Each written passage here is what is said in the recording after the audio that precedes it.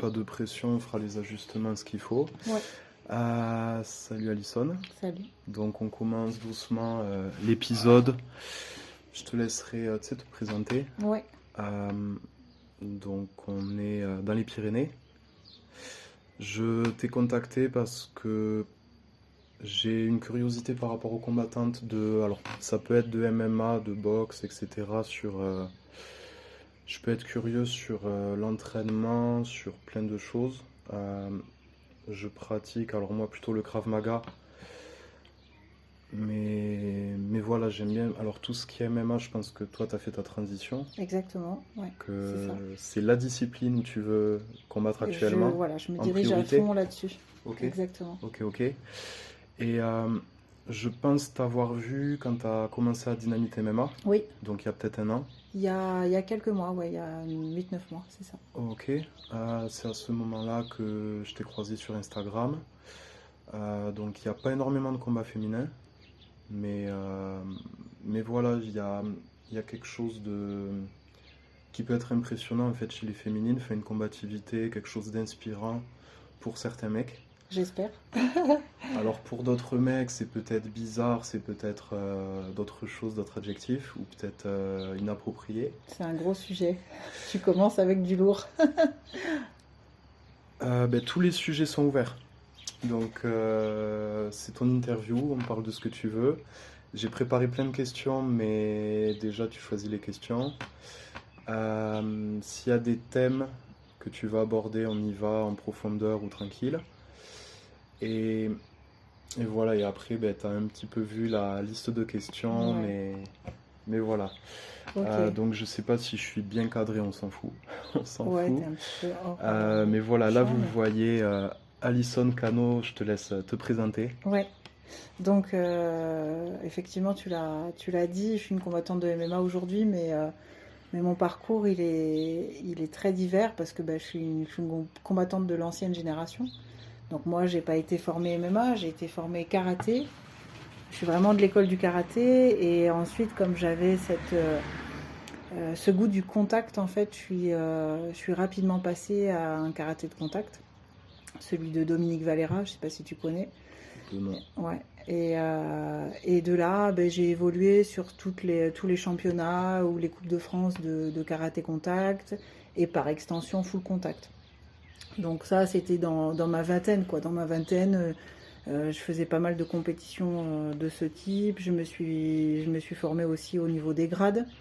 Donc j'ai passé mon premier dan, deuxième dan en karaté contact, troisième dan en full contact. Donc là, j'étais vraiment dans mes chaussons, quoi. J'aime bien dire que j'étais dans mes chaussons parce que j'ai commencé le karaté, j'avais 14 ans. C'est vraiment ma base. Et j'ai continué là-dedans tardivement, quoi, jusqu'à ce que j'ai mes enfants. Donc mes grossesses, ça a été aussi des grossesses de maman fighteuse. Parce que même pendant mes grossesses, j'ai continué à faire du sport, même faire des petits sparring légers. J'ai passé mon diplôme d'instructeur fédéral, j'étais enceinte de 7 mois. Donc c'est pour ça que j'aime bien dire que tout s'imbrique en fait. Tout s'imbrique. On n'est pas à des moments de la vie fighteuse et à des moments de la vie femme ou maman. On est tout en même temps, tout au long de la vie. Donc ça, j'aime bien, voilà, j'aime bien envoyer ce message-là. Et en tout cas, moi, c'est comme ça que j'ai vraiment vécu à la fois ma vie de femme et ma vie de femme combattante. Les deux se sont imbriqués et les deux s'imbriquent toujours. Je pense qu'on va y revenir dans les questions suivantes, mais ma vie de maman, je ne peux pas la dissocier de ma vie de fighteuse. Les deux fonctionnent ensemble et pas en opposition. Pour que ça fonctionne, j'ai intérêt en fait à faire fusionner les deux. Et c'est comme ça que j'essaie de tout gérer. T'as besoin des deux. J'ai besoin des deux, j'ai toujours eu besoin des deux, même si j'ai eu mes enfants tardivement, j'avais pas un instinct maternel très développé parce que l'instinct sportif, le besoin de faire du sport était déjà très très fort. Et en fait, du coup, j'étais nourrie par ça. Et je pense qu'en fait, quand on se nourrit, alors ça peut être de manière intellectuelle, ce que j'ai fait aussi, hein, j'ai pas encore parlé de la dimension études, formation universitaire que j'ai fait, mais ça me nourrissait énormément aussi. Et en tout cas, le sport me nourrissait déjà beaucoup. Et du coup, moi, j'étais déjà rassasiée de bonheur, rassasiée de dopamine, donc j'avais pas un besoin exacerbé de devenir maman. Ça s'est fait tardivement. Et après, ça a été justement tout le gros challenge de pouvoir continuer à faire beaucoup de sport tout en étant jeune maman. Ok, Mm. ok. Est-ce qu'on commence par ton parcours sportif? Ouais, pourquoi pas. Donc on peut zoomer, on peut parler de sport de combat ou de d'autres sports. Ouais. J'ai un parcours qui va forcément aller un peu dans tous les sens parce que j'ai l'impression que c'est un peu ce qui me définit. À la fois, j'ai une ligne conductrice, c'est celle des arts martiaux. J'aime vraiment dire que je viens du karaté parce que c'est vraiment, comme je l'ai dit tout à l'heure, ma base. Et aussi, même aujourd'hui où je suis partie sur différentes choses, j'aime toujours véhiculer ces valeurs martiales, cette base de samouraï. J'aime bien véhiculer cette image-là. Donc ça a commencé comme ça avec le karaté. J'avais à cette époque-là 14 ans quand j'ai commencé. Avant ça, j'avais fait d'autres sports mais qui n'ont rien à voir. Quel sport juste Alors pour justement, ouais, c'est assez important de le mentionner, même si ça n'a rien à voir avec les sports de combat, parce que moi, à 4 ans, pour pas mentir, j'étais sur une motocross à faire des pirouettes avec mon père. J'ai vu une photo sur Insta. Ouais. Ok. J'ai grandi avec un papa qui m'a toujours challengé, emmené dans le sport très très tôt. Et surtout qui m'a transmis le goût de l'adrénaline, le goût du dépassement. Et ça s'est transformé juste après, vers mes 5 ans, où on a basculé avec du jet ski à bras, où on est debout. Donc il y a un vrai travail sportif autour de ça, évidemment, et on faisait des spectacles. Ce qui est important dans le fait de faire des spectacles, c'est qu'il y a un public. Et quand spectacle de jet ski. Spectacle de jet ski. Ok. Et du coup, donc il y a une dimension plaisir, on fait du sport pour soi, mais quand il y a une dimension spectacle, ça veut dire qu'il y a aussi satisfaire un public qui vient chercher un spectacle de performance. Et ça a été vraiment majeur dans ma construction de sportive, parce qu'en fait, j'ai travaillé très tôt je fais du sport pour me faire plaisir, mais aussi j'ai un niveau d'exigence très élevé pour moi-même et pour les gens qui viennent nous voir. Ok. Alors ça peut paraître négatif comme présentation, mais ça ne l'est pas, parce qu'en fait cette rigueur que j'ai reçue de mon papa dans le sport, en fait ça m'a permis de me dépasser toujours un peu plus en fait. J'ai jamais fait les choses en dilettante, j'ai toujours été presque excessive dans tout ce que j'ai entrepris au niveau sportif. Donc ce qui fait que je n'ai jamais fait de sport sans faire de compétition. Pour moi, ça va avec. J'ai besoin de me mesurer à moi-même, j'ai besoin de me mesurer aux autres pour voir si je peux pas aller toujours un peu plus loin. Je suis pas une fille qui fait de la compétition pour gagner. Je fais de la compétition pour me challenger toujours un peu plus et ne jamais me sentir dans mes chaussons. À chaque fois que je me suis sentie trop à l'aise dans une dimension, qu'elle soit sportive ou autre, je suis sortie de cette zone de confort pour aller chercher autre chose. Et c'est ce qui explique mon parcours avec différents sports de combat. Parce que quand j'ai fait le tour justement du karaté contact et du full contact, j'aimais toujours autant cette discipline. Mais dans l'aspect compétition, je trouvais plus en fait ce challenge profond, parce que je rencontrais les mêmes filles qui venaient en compétition chaque année. Et il n'y avait plus ce challenge, la surprise, où tu es obligé de t'adapter de manière maximale à l'adversaire. Si tu as déjà rencontré l'adversaire, on commence déjà à être dans une zone de confort, et ça m'intéressait pas. Donc voilà, j'ai fait ça pendant de nombreuses années, et à un moment donné, en fait, j'ai décidé que j'allais découvrir d'autres horizons, et surtout me mettre au défi moi-même dans d'autres horizons, en fait. Donc c'est pour ça que tu as pu voir que j'ai fait des compétitions de combat libre Krav Maga. Je commençais déjà à m'intéresser à une dimension sol que je connaissais pas beaucoup, mais voilà, je commençais à ce moment-là. Et le kickboxing, tout simplement, en fait, qui est une école du pied-point, mais qui n'était pas la même école que moi. Donc Après ça, voilà, je suis allée vers une école qui vient de Lavore, un club de kickboxing, et qui m'a mis sur le game de la compétition kickboxing en semi-pro. Et ça n'a pas été facile en fait, parce que c'est pas parce qu'on fait du pied-point qu'on peut s'adapter de manière tout à fait naturelle à chaque dimension du pied-point. Elles ont toutes des spécificités et ça nécessite à chaque fois finalement de retravailler de la technique, de repenser son approche du pied-point. Et en même temps, quand je fais ça, en fait, j'ai l'impression d'évoluer. Ouais. Donc c'est ce qui Ouais. m'intéresse. C'est ce qui m'intéresse, toujours évoluer. Et après ma phase kickboxing, c'est là que j'ai commencé à m'intéresser encore de plus près au MMA parce que je connaissais pas du tout le sol, le grappling, le JJB. Et c'est là que j'ai commencé à faire, voilà, à travailler mon sol. Donc c'était une vraie découverte. Là, j'étais complètement novice sur cet aspect-là. Alors bien sûr, quand tu fais déjà du sport de combat pied-point depuis 20 piges, ben, tu peux t'appuyer sur tes compétences debout, mais n'empêche que moi, je voulais justement apprendre ce que je ne savais pas faire. Donc c'est ce que je me suis attachée à faire. Et en fait, finalement, derrière, ça a été assez vite. Au bout de 4 ans, même pas, donc 3 ans, j'ai commencé à faire des compétitions un peu plus sérieuses en amateur. Et j'ai gagné quelques championnats de France dans des disciplines très connexes au MMA, type karaté mix, pancras, voilà, des choses comme ça. Ok, oui, mais il y a aussi la légalisation qui est arrivée, je sais pas, il y a 3 ans à peu Ouais, près. ouais. Donc Ok. tout ça s'est fait de manière un peu parallèle. Et comme tu l'as dit, au bout de 4 ans de pratique, j'ai été contactée par Dynamite MMA qui m'a proposé de participer à l'événement de novembre 2025 pour la première fois en professionnel en MMA. Donc ça a été rapide pour moi, tout en même temps reposer sur une longue et grande expérience en pied-point en fait. Alors, je fais pas très souvent des interviews. Enfin, j'ai fait une pause parce que faut trouver la personne qui m'inspire, faut que j'ai une curiosité naturelle.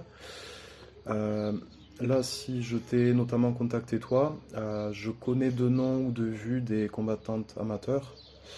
Je sais pas combien de temps elles vont faire ça, elles sont un peu plus jeunes. Ouais. Et toi, ce que j'ai pu voir, voilà, c'est un parcours assez long, Ouais. plusieurs années. Ouais. Et après, j'imagine, il y a eu des passages de grade, donc tu as dû bouffer de la technique. Oui. C'était peut-être sympa ou peut-être un peu ennuyant ou les deux.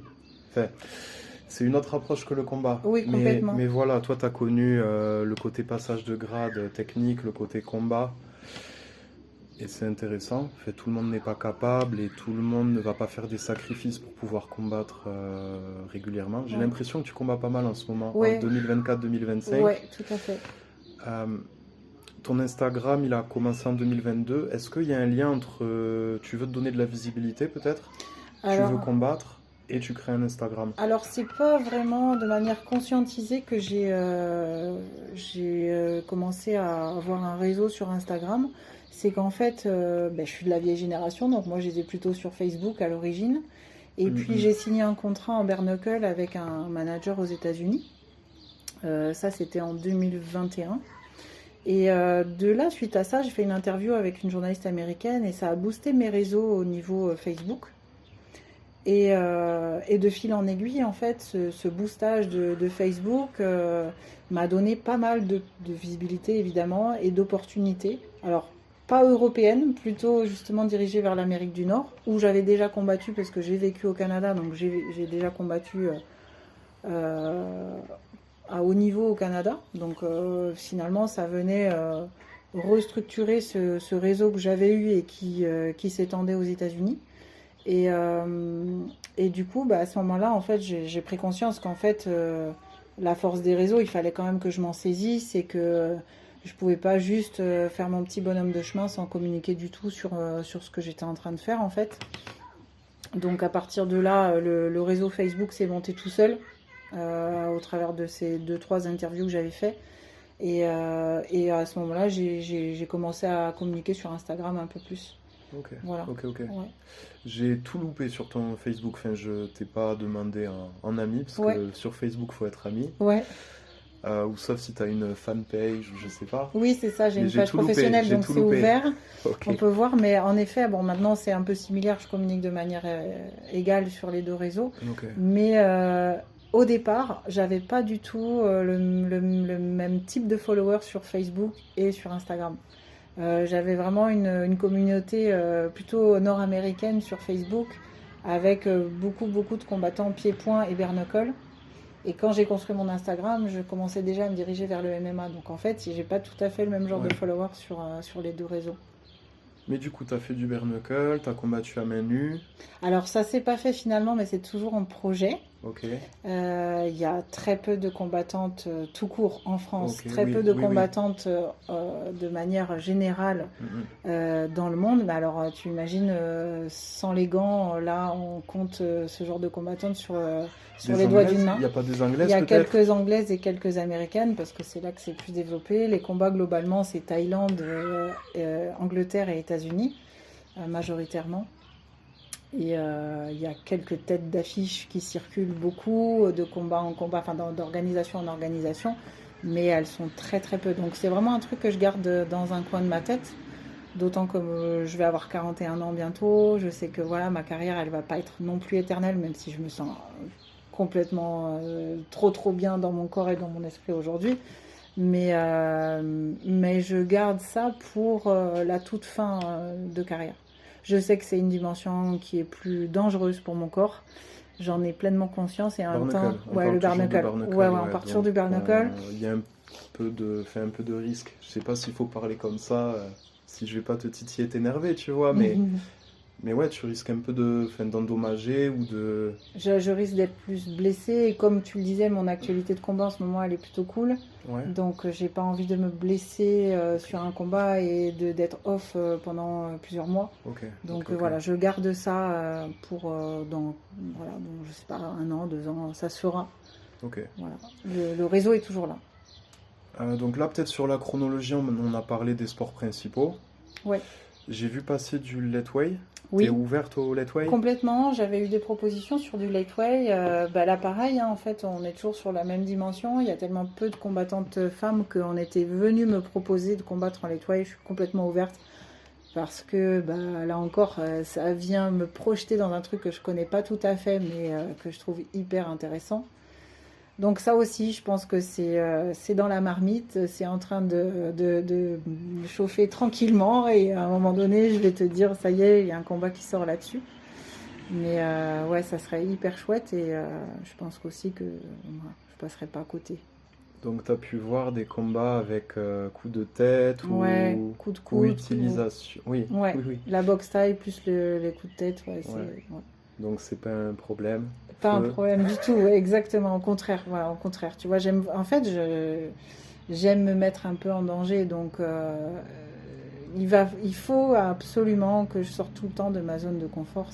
Donc là, si tu me dis ouais, Letway, évidemment, là aussi, je sors carrément de ma zone de confort et ça m'attire. J'ai fait 2 stages de Thème Letway Mhm. avec un mec du côté de Paris, Ok. David Tayeb, il est Ouais, passé sur c'est lui qui me karaté, propose karaté de Bushido. combattre Ok, de temps en temps, ouais. ok. T'as vu sa petite vidéo sur karaté Oui, Bushido? oui, C'est deux je le techniques? suis, ouais, je le suis. Ok. Il est hyper compétent et il véhicule une image hyper moderne du lightweight, de la boxe birmane et je trouve ça hyper cool parce qu'en fait quand tu regardes sur internet, pour les néophytes, la boxe birmane c'est juste affolant de danger et de folie. Et en fait David, lui justement je pense qu'il propulse une image beaucoup plus saine de la pratique. Et en fait, il manque des femmes justement aussi pour véhiculer aussi que ça s'adresse à tous les genres, tous les âges aussi. Donc c'est la raison pour laquelle tu vois j'accepte beaucoup aussi ce genre de défi parce que si moi j'ai un objectif en termes d'image, c'est de véhiculer que premièrement les femmes sont tout aussi pertinentes sur le game des combats et deuxièmement qu'en fait on n'est pas obligé d'être super jeune, ne se livrer qu'à ça pour pouvoir performer dans les sports de combat. Donc aujourd'hui, quand on m'appelle sur un combat, ben moi j'ai envie de véhiculer vraiment cette idée que bah ouais, je suis une meuf, j'ai bientôt 41 ans et je suis toujours là et j'ai toujours la niaque du fight et je me sens super bien, quoi. J'ai vu ça sur Insta un moment, t'as mis ouais les meufs, je suis toujours là, Mm. tant que je suis debout, ou tu mets je serai toujours debout, Je crois que c'est, ouais, je crois que peut-être un tant que, combat où ça tant, s'est peut-être pas bien passé le combat, mais t'as dit les 3 rounds j'étais debout, j'étais là et exactement. je serai là jusqu'à la fin. Perdre en soi, c'est, tu vois, je peux pas mettre ça sur le compte de l'âge. Il y a des gens qui vont tout de suite, euh, comment dire, pointer ce qui semble être une faille. Pour moi aujourd'hui, tant que je combats et que je, comme je le disais, de manière un peu d'égaler, voilà, je tiens debout. Mais tant que je combats et que j'ai cette combativité et que je me sens haut niveau, je vais combattre. Donc voilà, quand je sens qu'il y aura un déclin, il faudra que j'arrête. Pour l'instant, je ne l'ai pas ressenti. Ok, ok. Donc j'ai plusieurs questions et on pourra faire une petite pause, on vérifie tout le matériel. Ok. Euh, Mes questions, c'est est-ce qu'on a parlé de tout? Est-ce qu'on parle un peu de Spartan Race et d'autres objectifs que tu peux avoir, on va dire les quêtes annexes? Mhm. Est-ce que de temps en temps, je pense pas que tu fasses des semi-marathons ou d'autres. Non, Non, non. Spartan Race, c'est quelque chose d'assez. C'est vraiment ponctuel, là. C'est un partenariat Ok. autour d'une course qui, quand même, sur le nom, déjà, s'approprie bien à l'image que je veux véhiculer. Mhm. Donc, c'est pour ça que j'ai accepté Est-ce qu'il y a la d'autres choses comme collaboration. ça que tu fais qui sont pas forcément des sports de combat et qui aident à rester vraiment en forme? Bah, le fitboxing, on va dire que c'est entre les deux. Je donne des cours de fitboxing dans le club où je m'entraîne aussi. Donc, surtout en tant que coach, ouais. Ouais, là, c'est en Ok, tant que ok. coach. Mais j'ai pu voir que tu passais mieux les mouvements que des adhérentes, que c'était plus propre Ouais. techniquement et que l'objectif n'est pas forcément la technique Non, pour les pas filles. pour elle, voilà, ouais. Pour Ok, les femmes qui ok, viennent ok. dans ce genre de cours, c'est vraiment l'exutoire, Ouais. essayer d'avoir ce ressenti de qu'est-ce que c'est de livrer toute la puissance, là, de se décharger peut-être d'émotions Oui, oui, avec oui. les coups, voilà. Et on va pouvoir parler ben, de tes objectifs. Ouais. Est-ce que tu peux me dire quels sont aujourd'hui tes objectifs sportifs? Alors, ben, aujourd'hui, je suis prise dans une mouvance qui est vraiment hyper chouette au niveau du MMA, où je reçois quand même beaucoup de propositions de combat. On est peu nombreuses en France là en flyweight et du coup j'ai la chance d'avoir pas mal de propositions. Mon objectif c'est de m'améliorer sur mon MMA puisque comme je te l'ai dit tout à l'heure, mon sol est encore à travailler. Finalement je suis une jeune combattante du sol et une vieille combattante du striking. Donc je mêle tout ça du mieux que je peux, mais je sais sur quoi il faut que je travaille. Donc c'est vraiment mon objectif. Je sais aussi que j'ai peu de temps pour ça, hein, par rapport à l'âge dont on a parlé tout à l'heure.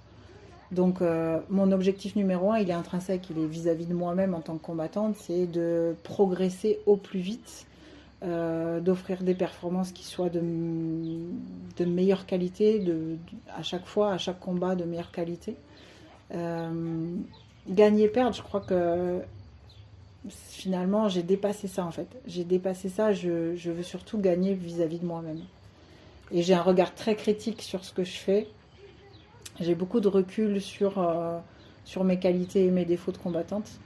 Donc mes objectifs, c'est vraiment de progresser au plus vite sur mes failles voilà, pour produire quelque chose de plus global. Parce que c'est ça en fait, moi, mon objectif de fond, c'est de devenir une combattante MMA globalisée, ce que je ne suis pas à la base. Oui, oui, oui, t'as un profil striker, Ouais, ouais. strikeuse. Et effectivement, quelqu'un qui sait lutter, une fille qui sait lutter va vouloir t'embêter. Ouais, exactement, Elle va exactement. voir qu'il y a tes bras, tes jambes dans tous les sens. C'est sûr, Elle va vouloir te c'est mettre sûr, au sol. c'est sûr. Les filles qui regardent mon profil et mon parcours savent très bien sur quoi ça va pêcher et elles ont raison. Mon objectif, comme j'ai dit, c'est justement de donner tort à cette vision du combat le plus tôt possible. Donc il y a des combats qui arrivent. Il y a des combats de prévus. Alors là, le prochain, il sera en K1, donc dans mon domaine, le 23 mai à Montauban. Ça va me faire du bien, juste avant de passer à la suite, ça va me faire du bien finalement de revenir un peu au K1. J'en étais même venue à plus aimer porter mes gants de boxe anglaise, tellement j'avais switché sur le MMA.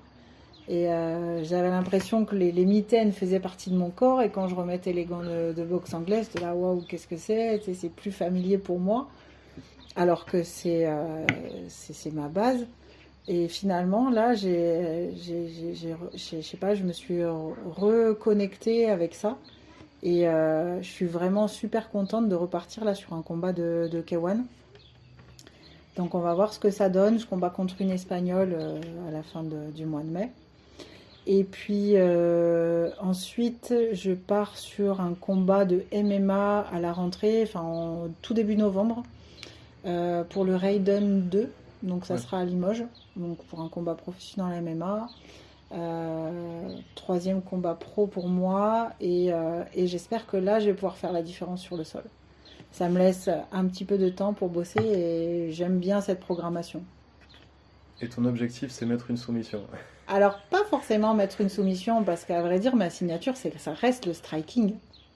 Mais j'ai envie d'être compétente dans tous les domaines. Et en vrai, finalement, mon kiff, ce serait plutôt de performer sur ce que je sais faire le mieux, c'est-à-dire le striking. Et un finish sur un KO, un finish sur un TKO, ça me parlerait plutôt bien.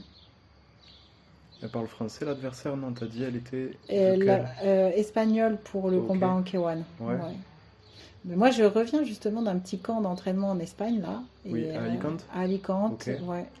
Et je trouve la boxe des Espagnols super intéressante. Donc là, ici, on n'est pas très loin de l'Espagne. Donc je profite aussi de cette proximité géographique pour aller puiser les connaissances de nos voisins espagnols. En boxe anglaise, là, j'ai vraiment travaillé ma boxe anglaise sur le dernier camp là, que j'ai fait. Et c'était vraiment super intéressant. Au mois de juin, je devrais retourner dans ces clubs qui m'accueillent autour de la boxe anglaise pour retravailler, peaufiner certains petits trucs. Ouais. Ils m'entraînent, enfin, sur les clubs, ils m'accueillent. Ok. Et je parle pas super bien espagnol, mais je me dépatouille et on communique autour de ce qu'on sait faire. Donc c'est plutôt cool. Est-ce que tu as commencé le karaté pour des objectifs de... T'as pas envie de te faire embêter? T'as envie de savoir te défendre? Enfin, c'est quoi qui t'amène au karaté? C'est une grosse question, c'est un gros sujet et pour y répondre, je vais forcément devoir parler de moi de manière personnelle parce que... Rien d'obligatoire. Non, mais c'est complètement ok. Ok. En fait, quand j'ai commencé le karaté, je n'avais fait aucun sport de combat avant ça. J'avais fait des sports plutôt aquatiques avec le jet ski. Après, j'ai fait de la plongée sous-marine. Donc plutôt la plongée, un sport calme, posé. Et je suis cette personne. Il y a une partie de moi qui est cette personne calme, réfléchie. Mais il y a aussi en moi une forme d'agressivité maîtrisée dont je n'avais pas complètement conscience, en tout cas à 14 ans. Et ça paraît un peu cliché, mais quand je suis arrivée dans mon premier cours de karaté, dès les premières séances, j'ai eu un mode d'expression complètement naturel, où là, en fait, l'ambivalence de ma personnalité s'est complètement exprimée. C'est-à-dire que moi, j'arrivais dans le dojo plutôt ado discrète, plutôt personnalité douce. Mais une fois qu'on me mettait dans l'aspect compétition face à quelqu'un en mode sparring, pourtant même, là, il y avait quelque chose de très puissant qui s'exprimait, à tel point que d'ailleurs les compétitions de karaté traditionnelles, j'en ai peu fait, parce qu'en fait, j'avais trop de décharge, moi. J'avais trop cette agressivité naturelle qui venait prendre le dessus, et en fait, ne pas toucher le point à la touche, là, au karaté, moi, ça me convenait pas. Donc c'est pour ça que rapidement, je suis passée au karaté au KO. Mais ça venait vraiment faire s'exprimer tout le panel de ma personnalité. On dit souvent une force tranquille, c'est peut-être un peu ça, tu vois, c'est quelqu'un qui est hyper posé dans la vie, mais par contre, tu me mets dans un contexte où j'ai le droit d'exprimer une colère intérieure. Je ne sais pas d'où elle vient, mais elle a toujours été là. Et aujourd'hui, je te dirais qu'à 40 ans, je ne sais pas comment j'aurais fait si j'avais pas trouvé ce vecteur d'expression de la colère. J'ai vraiment une colère intrinsèque qui est là, que j'ai toujours exprimée comme ça. Et tout à l'heure, on parlait de comment je vais m'arrêter quand je dis aux filles, mais les filles, tant que je suis encore debout, je tiens. Mais en fait, je crois que justement, ce qui pourrait m'arrêter, c'est pas tant le physique, c'est plutôt ce qu'on appelle la sagesse, c'est-à-dire, tu sais, la maîtrise des émotions. Si cette colère intérieure venait à trop s'apaiser, je pense que je serais moins performante. La difficulté, c'est d'appuyer sur le bouton on-off de cette colère pour pouvoir la mettre en application sur un combat. Donc tout à l'heure dans ta question, tu me demandais si j'avais besoin d'apprendre à me défendre ou ce genre de choses. Moi en fait, je suis tombée un peu par hasard sur le chemin du karaté et j'ai pas été à la recherche de quelque chose pour apprendre à me défendre. J'ai grandi dans le 93 en Seine-Saint-Denis, donc dans un environnement qui pourrait parfois être un peu insécure. Pour autant, moi j'ai toujours eu une confiance dans mon environnement, dans l'être humain. J'ai pas peur des autres, au contraire en fait. Du coup, je suis pas allée vers le karaté pour apprendre à me défendre. Je suis tombée là un peu par hasard et genre ça a été une révélation. Et même aujourd'hui, en fait, je fais absolument pas mon sport pour pouvoir être forte dans un contexte personnel. Je pense que j'ai eu besoin de me construire une image de femme forte, mais pas pour des raisons de défense dans la vie ou quoi que ce soit. C'est plutôt une façon de me construire mon identité à moi, mais pas par nécessité en fait. Ouais, il n'y a pas eu de problème particulier, il n'y a pas eu de... Ok. Non. Par contre, j'ai reçu de mon père une éducation presque féministe. Moi, j'ai toujours entendu le discours de mon père qui me disait, en fait, il faut que tu sois une fille forte. Et presque, c'est un discours féministe dans le sens où il n'a pas fait de moi une fille dans l'attente des autres, qui va attendre de l'aide des autres pour se construire. Il m'a tout de suite envoyé dès le plus jeune âge, ok, il va falloir être costaud, parce que tu vas être toute seule pour pouvoir exprimer ce que tu veux vivre, faire ce que tu as à faire. Et du coup, c'est cette image de la femme forte, en fait, libre, que mon père m'a transmise. Et c'est pour ça que je dis que c'est presque une éducation féministe. Donc c'est hyper chouette, parce que c'est une éducation féministe, mais qui vient d'un homme. Donc ça, j'aime bien. Simone de Beauvoir, elle dit on ne naît pas femme, on le devient. Et en fait, j'ai l'impression que c'est exactement ça qu'on m'a transmis, que mon père m'a transmis. C'est genre, si tu veux être forte, il va falloir le devenir. Et ça veut dire être forte intellectuellement, être indépendante, être forte physiquement. En fait, tous les domaines où je peux être forte, autonome et indépendante, j'ai essayé de les développer au maximum. Et j'ai pas vu à l'époque pourquoi je ne développerais pas aussi les compétences physiques sous prétexte que j'étais une fille. J'ai développé tout ce que je pouvais au maximum pour me sentir la plus forte possible, y compris en fait la dimension physique. Donc là on est un petit peu sur les objectifs de combattante. Ouais. Je me demande aussi quels sont tes objectifs, on va dire, en tant que coach. Ouais. Ou qu'est-ce que tu veux transmettre.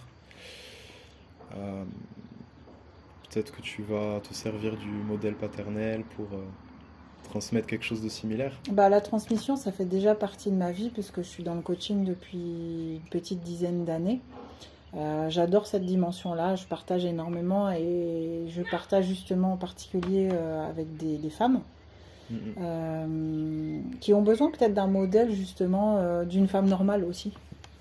Tu vois, de pouvoir s'identifier à une fille qui fait du combat au niveau professionnel, mais qui est aussi la fille normale, avec ce qui arrive avec ses enfants et son chien, quoi. Ouais. Et cette image-là, j'espère pouvoir continuer à la véhiculer. Alors, au travers du coaching, c'est sûr, plus je vais avancer en âge, moins je vais pouvoir combattre, mais plus je vais pouvoir développer aussi cet aspect coaching que j'apprécie beaucoup.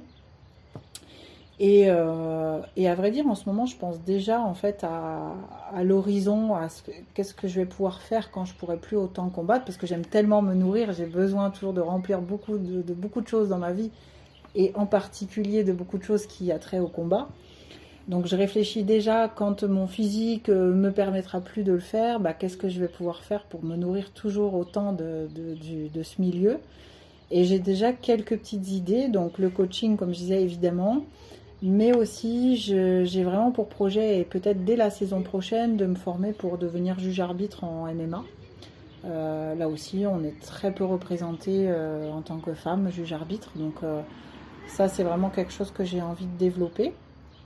Et aussi, dernièrement, j'ai expliqué pour la MMA League à Toulouse. Ouais, Ouais. j'ai vu. Et j'ai trouvé que c'était assez sympa aussi d'apporter en fait un regard à la fois expérimenté des combats, mais qui change un peu. Je veux dire, aujourd'hui, les combattantes, on arrive avec notre petite robe de femme et ça fait du bien en fait. Ça fait du bien de dépoussiérer un peu tout ce monde et de montrer qu'en fait ce monde est ouvert à tout le monde. Donc j'aime bien cette idée-là.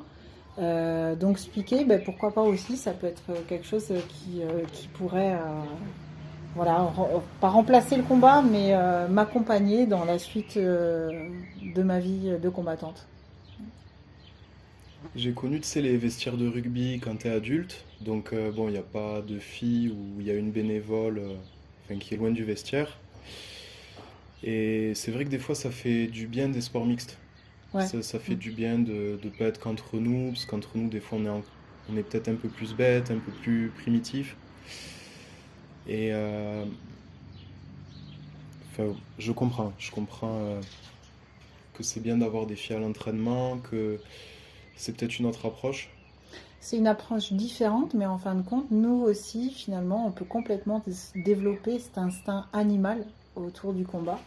Nous aussi, en fait, les filles, on a une agressivité naturelle, mais parfois on ne sait juste pas l'exprimer ou la développer. Mm, mm. Moi, j'ai toujours assumé mon côté masculin presque. J'ai toujours fait des sports qui étaient à la base plus euh, branchés garçons que filles. Et j'aime en fait cette ambivalence. Ça donne une personnalité plus complexe et en fait je trouve ça plus intéressant. Donc, et c'est valable chez les hommes aussi, hein. Je veux dire, ceux qui assument leur côté féminin, je trouve ça passionnant en fait. Donc moi, ça fait bien longtemps, depuis toute petite, que j'assume mon côté masculin, tout en n'oubliant pas que je suis une femme et voilà, j'aime bien avoir les ongles faits, me coiffer, me maquiller, ça n'empêche pas. Et ça n'empêche même pas, je veux dire, même en combat, je peux arriver maquillée. Et alors, je veux dire, en quoi c'est incompatible? Justement, c'est la preuve de l'alliance en fait entre le fait d'être une femme et le fait de combattre. Il n'y a rien d'incompatible là-dedans. Tu peux mettre du mascara et être hyper agressive. Donc j'aime développer cette ambivalence-là. On change de sujet, on parle de comment ça se passe dans les faits. Est-ce que ça Ouais. se passe bien? Est-ce qu'il y a des personnes embêtantes? Est-ce qu'il y a des remarques? Alors honnêtement, je sais que les haters, ça existe sur les réseaux. Je suis des filles qui développent beaucoup leur réseau, qui font des vidéos, et je vois parfois les retours qu'elles en font avec des messages tout simplement infâmes de haters qui disent des choses vraiment atroces. Je suis pour l'instant exemple de ça. Je ne reçois que des messages d'encouragement.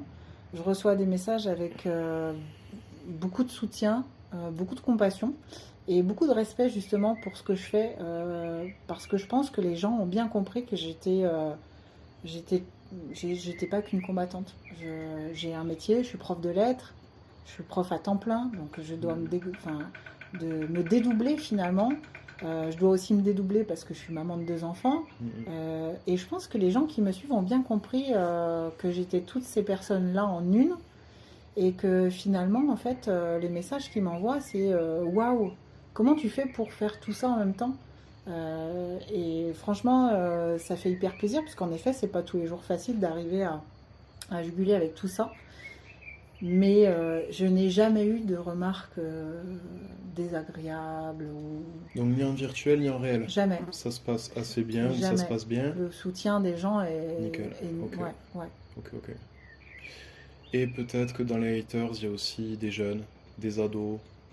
Et ben moi justement les ados en fait vu que je suis prof en collège ou en lycée les ados qui me voient en tant que professeur savent que je suis combattante parce qu'aujourd'hui quand on est prof ben on se fait googliser par les élèves au jour 1 donc il n'y a rien de secret et en même temps de toute façon j'ai pas l'intention de me compartimenter. Encore une fois tout s'imbrique. Je suis prof, je suis maman, je suis combattante, je suis tout ça à la fois. Donc je le cache pas non plus. Et là, en fait, les élèves, ben, en fait, les petits ados qui sont mes élèves, ben, ils me suivent et ils me soutiennent de manière hyper positive aussi. Presque, ils me renvoient un message de fierté d'avoir une prof de lettres qui est aussi combattante. Prof de lettres, c'est prof de français? C'est ouais, moi je suis prof de français et de latin. Ok. Et je suis prof aussi d'anglais. Donc, j'ai ce goût pour la communication verbale. Et par le combat, ben, en fait, je communique de manière non verbale. Je suis vraiment à l'affût de ce qu'exprime l'autre. Et je trouve ça hyper intéressant, en fait, dans le combat. Tu vois, quand tu es à l'écoute du tout petit mouvement ou signaux de la part de l'autre, ben, finalement, c'est aussi mon métier par la parole dans les collèges. Oui, tu m'as dit, alors c'était en off, tu m'as dit que tu travaillais en collège et en lycée. Ouais. T'as pas des cas de violence, je sais pas, un garçon qui va trop loin avec une fille, qui est un peu bête, enfin, t'as peut-être vu des choses, t'as peut-être recadré des jeunes. Ça arrive, mais encore une fois, j'ai peut-être une vision un peu humaniste et optimiste du monde. Mais je trouve que les jeunes, globalement, ont quand même de plus en plus conscience de, bah, de ce qui a été fait en termes de travail sur l'égalité homme-femme, du respect des uns des autres. Ils savent aussi les risques autour des réseaux, etc., puisque c'est leur quotidien. Alors oui, des petites problématiques en classe, il y en a. Mais quand ça a lieu, justement, c'est l'occasion aussi pour moi de transmettre que, en fait, faire un sport de combat, ça ne veut pas dire être bagarreuse dans la vie. Ça ne veut pas dire exprimer cette agressivité au moindre petit désaccord avec quelqu'un. Donc au contraire, en fait, c'est super intéressant parce que ça peut enclencher des échanges autour de la violence, autour du respect des uns des autres. Donc c'est plutôt une aide pour moi pour communiquer avec les jeunes en fait. Ok, ok, ok. Et il n'y a pas trop de bagarres dans la cour? Non, alors tout souvent, il y a les petits ados, ils aiment bien me dire Madame, est-ce qu'on pourrait faire un sparring avec vous, etc. Donc ils ont toujours cette dimension de peu compétition ou voilà, juste franchir la limite de dire voilà, je m'oppose à ma professeure, en fait, c'est ça qu'il y a derrière. Mais c'est plutôt très gentillet. J'ai donné des cours de MMA dans le collège où je bosse cette année et je l'avais fait l'année dernière avec les profs de PS de l'établissement. Et finalement, les jeunes, ils sont hyper impressionnés. Arrivés sur le tatami, ils font pas les malins parce qu'ils sont hyper impressionnés et ils ont bien compris qu'en fait, on fait pas un combat de MMA en claquant des doigts, en fait. Que derrière ça, il y a beaucoup de travail, beaucoup d'abnégation, de la discipline. Et ils sont pas forcément prêts à le faire. Tout le monde n'est pas prêt à ça parce qu'on en parle un peu, de plus en plus on en parle, mais je pense pas qu'on ait suffisamment conscience de toute la discipline qu'on doit s'imposer, tous les efforts qu'on doit faire, par exemple en termes d'alimentation, pour toujours être au poids, pour cutter quand il y a besoin. C'est tout un ensemble d'hygiène de vie en fait, qu'on s'impose pour pouvoir arriver à ça en fait. Tu codes beaucoup? Non, moi jusqu'ici, encore vieille école, j'étais à l'école on va combattre au poids qu'on fait. Ça ne veut pas dire que j'avais pas une discipline pour atteindre un poids plus bas, mais je m'obligeais, je me contraignais à une vraie diète en fait pour atteindre le poids. Donc par exemple là pour combattre en flyweight, je combats à 57 kg maximum, quand en temps normal je fais 60 kg. Voilà, donc c'est rien de fou, mais je me contrains plutôt à une diète de 3 kilos en amont plutôt que de côté. Je suis très franchement en train de réfléchir cette vision-là, parce qu'aujourd'hui les filles aussi cotent beaucoup. Même si c'est plus difficile sur le corps d'une femme de coter, les filles le font de plus en plus, et je pense qu'il va falloir quand même que je l'envisage pour pouvoir combattre à un poids équitable, parce qu'en fait sinon En face, la fille pèsera forcément Ouais. plus lourd le jour du combat. Elle fait un gros rebond. Attends, je réfléchis. Ouais, c'est toi si tu rebondis, t'es à 60. Ouais, Et elle peut être à. ouais, elle peut être à 62, 63 parce que Ok, voilà, ok. les filles professionnelles qui combattent autour de moi et qui font un peu de cutting, elles atteignent un cut à moins 6, moins 7 grands maximum. C'est déjà une super performance. Je pense à Claire Lopez qui combat depuis longtemps, hein. Elle est dans ta caté, enfin, ou Elle comment est, dire, non, elle est dans une catégorie plus légère et elle cut plus, et elle cut à 7 kilos. Là, son dernier Ok. combat, elle a fait moins 7 kilos et plus 7 kilos en rebond. Donc voilà, je l'admire parce que c'est pas sans effort, quoi. Je veux dire, on n'arrive pas à ça en claquant des doigts, c'est beaucoup de souffrance. Donc Alors, vous n'êtes pas très nombreuses Mm. en française, on va pas forcément parler des étrangères, je connais pas, ça m'intéresse moins. Euh, Tu la connais, Claire Lopez, un peu? ouais, oui, je la suis sur les réseaux.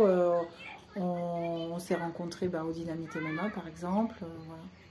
Et On échange de temps en temps. Ouais. il y a peut-être d'autres filles avec qui tu t'entraînes, que tu connais personnellement. Alors le truc c'est que ici moi je suis un peu loin de tout, donc en fait les filles les plus proches qui combattent c'est des filles de Toulouse et elles combattent en amateur. Après c'est des filles qui sont hyper performantes, hein, qui combattent beaucoup aussi. Alors c'est elles avec qui je pourrais potentiellement davantage m'entraîner, mais pour des raisons d'emploi du temps pour moi ça c'est difficile. Donc j'ai fait le choix plutôt de faire des sparring avec des garçons. Parce que aller chercher toujours le sparring en Féminin. déplacement, Ouais. féminin, c'est compliqué à Donc, organiser. Les deux sont intéressants Le- dans tous les cas? En toute honnêteté, le sparring féminin est plus intéressant pour moi. Ok. Le ok, ratio ok. poids-puissance n'est pas le même. Donc aujourd'hui, quand je fais un sparring avec un gars qui fait 60 kg, je suis pas sur la même puissance qu'une fille à 60 kg. Donc c'est toujours plus intéressant fille avec fille, mais C'est pas évident, c'est c'est pas complexe évident. à organiser. Mais je t'ai vu du côté de Toulouse, je t'ai vu sur Insta, je t'ai Ouais. vu en story. Ouais. Euh, ok.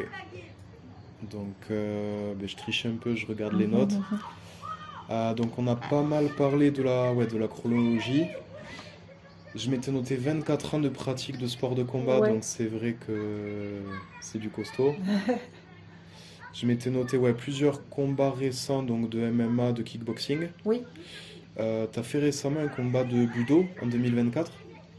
Non, je n'avais pas fait ce combat. D'accord, annulé? Il s'était pas fait, ouais. C'est quoi Ouais. le budo? C'était le nom de l'organisation Budo. C'est pas un art martial, non, c'est non, pas. non, Ok, non, non, c'était ok. le nom de l'organisation. Ok, ça marche. Donc là, tu sais, je suis devant la chronologie, Ouais. donc j'ai des infos à partir de 2022. Mhm. Ceinture WKN, c'est du kickboxing? C'est du kickboxing, ouais, exactement. Ok, Ouais. ok. Et donc là, je revois que tu as été à Londres combattre en 2022. Alors, c'était pas à Londres, mais c'était en Angleterre. Proche Londres. Ouais, proche Londres. Ouais, je me souviens plus de la ville. Et là aussi, ça boxe bien, hein. En Angleterre, ça boxe sérieusement. Donc, c'était une très belle expérience. Et là, c'était vraiment dans ma transition en fait entre le full contact et le MMA. Entre deux, j'ai vraiment vogué sur le kickboxing. Donc, parmi les quelques combats que j'avais fait dans cette phase-là, voilà, celui-ci était, ceux-là étaient vraiment très intéressants. Ok. On peut peut-être s'arrêter un peu sur le Krav Maga. Ouais. Comment t'en viens à combattre entre guillemets en Krav Maga? Est-ce que c'est la fédé de karaté qui vient te chercher? Est-ce que c'est un rapport avec le Kamix? Alors, c'est moi qui ai découvert qu'en fait, à l'intérieur de la Fédération française de karaté, il y avait effectivement le Krav Maga, mais que dans le Krav Maga, qui n'est pas une discipline que je connais, il y avait une discipline qu'on appelle le combat libre et qui ressemble quand même beaucoup à MMA. Ouais. Et Oui. avant finalement de passer vraiment à MMA, j'ai donc combattu dans des disciplines vraiment qui s'en rapprochent, comme je disais le Kamix par exemple. Ouais. Et quand j'ai découvert en fait qu'en Krav Maga il y avait ça aussi, le combat libre, et que ça ressemblait beaucoup, je me suis dit tiens, je vais encore aller une nouvelle fois vers un truc que je connais pas. Nouvelle expérience. Nouvelle ok. expérience pour rencontrer des combattantes que je connais pas et qui ont peut-être une approche différente, une vision différente. T'as fait plusieurs combats dans le week-end peut-être? J'avais fait plusieurs combats pour les championnats de France que j'avais remportés. Je crois de mémoire j'avais fait 3 combats. Et pour les championnats du monde, je crois avoir fait 2 combats. Les techniques que tu voyais, c'était du MMA, il n'y avait rien de... C'était du MMA, la seule différence c'est le ground and pound. Ground and pound? Ouais, le ground and pound, c'est ce qui m'a manqué sur mon premier combat au Dynamite MMA. C'est quoi comme technique que tu as vu dans tes combats de Krav Maga?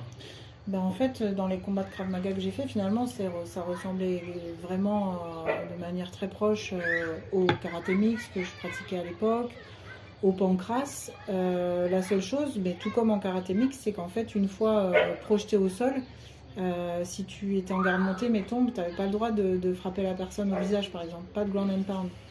Et quand j'ai vraiment fait ma transition vers le MMA, en fait, c'est ce qui me manquait dans mon entraînement, puisque moi je suis dans une école où justement on pratique plutôt le KMX que le MMA pur. En fait, je manquais d'expérience sur cet aspect-là, et ça m'a valu une défaite sur une mauvaise décision émotionnelle parce que j'avais pas assez d'expérience sur ce sujet-là. Donc Ok. depuis c'est quelque chose que j'ai travaillé et c'est complètement ok parce que finalement c'était juste un petit déclic émotionnel du fait de mon inexpérience sur le sujet. Et en plus, j'adore ça au final. Mais voilà, par rapport au Krav Maga, au combat libre, c'était finalement la vraie différence. C'est qu'il n'y a pas de ground and pound. C'est une dimension qui est quand même hyper importante dans les combats de MMA. Il y a des choses qui sont sous-développées dans ces disciplines associées. Je pense au ground and pound évidemment parce que ce n'est pas autorisé. Mais je pense aussi au cage control. C'est quelque chose qu'on retrouve beaucoup moins sur les disciplines comme le pancras, le KMX et le combat libre, alors qu'en MMA, on vient beaucoup travailler sur le cage control. Est-ce que le KMX, c'est... tu sais, tu combats sur une surface un peu... Non, ça c'est karaté combat. Alors, Ok. on a parlé des objectifs pour l'avenir. J'avoue que ça serait un rêve pour moi. Ce serait que, avant que je termine ma carrière de combattante professionnelle, ce serait de pouvoir combattre en karaté combat. Si tu veux, ça ferait un peu l'alliance entre ce que je fais aujourd'hui du MMA et mes racines de combattante. Parce qu'aujourd'hui, en fait, finalement, cette surface de combat, là, un petit peu en carré, biseauté, c'est juste l'air de combat qui change, mais finalement, le combat, et c'est un combat de MMA, à peu de choses près, hein, il n'y a pas grand-chose qui change. Et il y a des histoires de fédé en Krav Maga. Mm. Et la fédé que je trouve la plus intéressante, que je connais le mieux et que je trouve la plus intéressante, voilà. C'est notamment la Fédération européenne de Krav Maga. Et ils considèrent que c'est un non-sens de combattre en Krav Maga. Dans le sens que si tu es en difficulté, que tu peux mettre un doigt dans l'œil, que tu peux attaquer une zone sensible, tu le fais. Donc tu t'éloignes du sport. Quand tu fais du vrai Krav Maga, que tu en viens à te défendre pour sauver ta vie, bon, ben, tous les moyens sont bons et Ouais. ils trouvent ça contre nature en fait de faire de la compétition. Ok. Il y a des histoires de fédés dans le Krav Maga et tu as des fédés qui vont organiser des combats de type libre, mais sans tout ce que tu peux faire quand tu es en situation d'agression, que tu fais ce que tu peux pour survivre, que tu t'attaques aux yeux, que tu t'attaques au génital, que tu t'attaques à n'importe quoi, que tu utilises les dents, les morsures, ce que tu veux, les ongles, pourquoi pas pour les dames. Donc tu as des fédés voilà, qui veulent organiser des combats, mais ça ressemble à du MMA. En gros, c'est du MMA. Et d'autres fédés qui trouvent illogique, qui trouvent que c'est un non-sens de dire on fait des combats en Krav Maga ou on fait une compétition de Krav Maga. Ouais. Donc je te passe les histoires de fédés, de qui a monté quoi, qui promeut quoi, les fédés qui existent, etc. Mais championne de Krav Maga, c'est un peu un non-sens. Enfin, ça veut dire que tu as gagné des combats de MMA. Oui, pour moi, quand j'ai gagné le championnat de France, par exemple, combat libre, Mm. pour moi, si on me demande ce que j'ai fait, ben, j'ai fait du MMA. Mm. Donc,